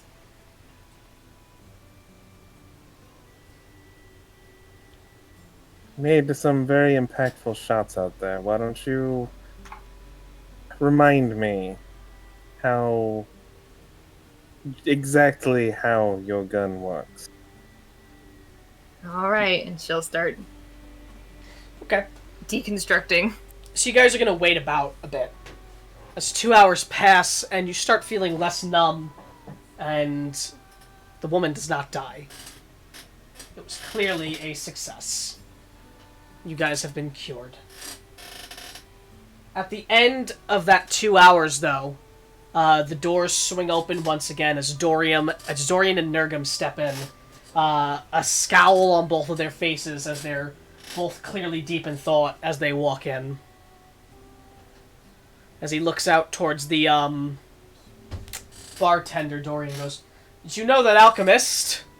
The bartender responds, "Not super well. He's been to the inn a couple times, and he's given us potions and other things of sort. Why?" As Dorian just shakes his head, a frown on his face, he goes, "I'm afraid to say that we found him very brutally murdered in his home. And that is where we're going to be calling session tonight. As that is the first session of Augon Renewal of Shadow. I hope you all had fun. I hope that the slower pace was enjoyable. As next week we will pick up with perhaps investigating further into the crushed bears' heads, perhaps investigating further into this dead alchemist, or perhaps moving on to the next day and traveling further down. Thank you all for coming. I hope you all had fun. That is going to be the session. I'm going to call it here. I'm going to say goodbye to the stream very quickly, as I shall return in a moment. Goodbye. You all can say your goodbyes as well, yes. Bye.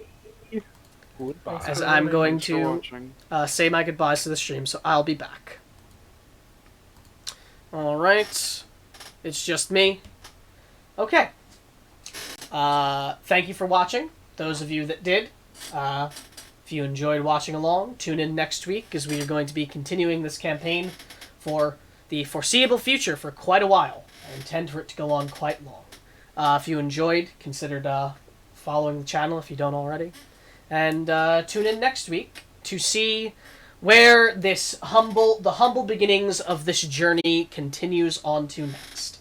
Thank you, and good night.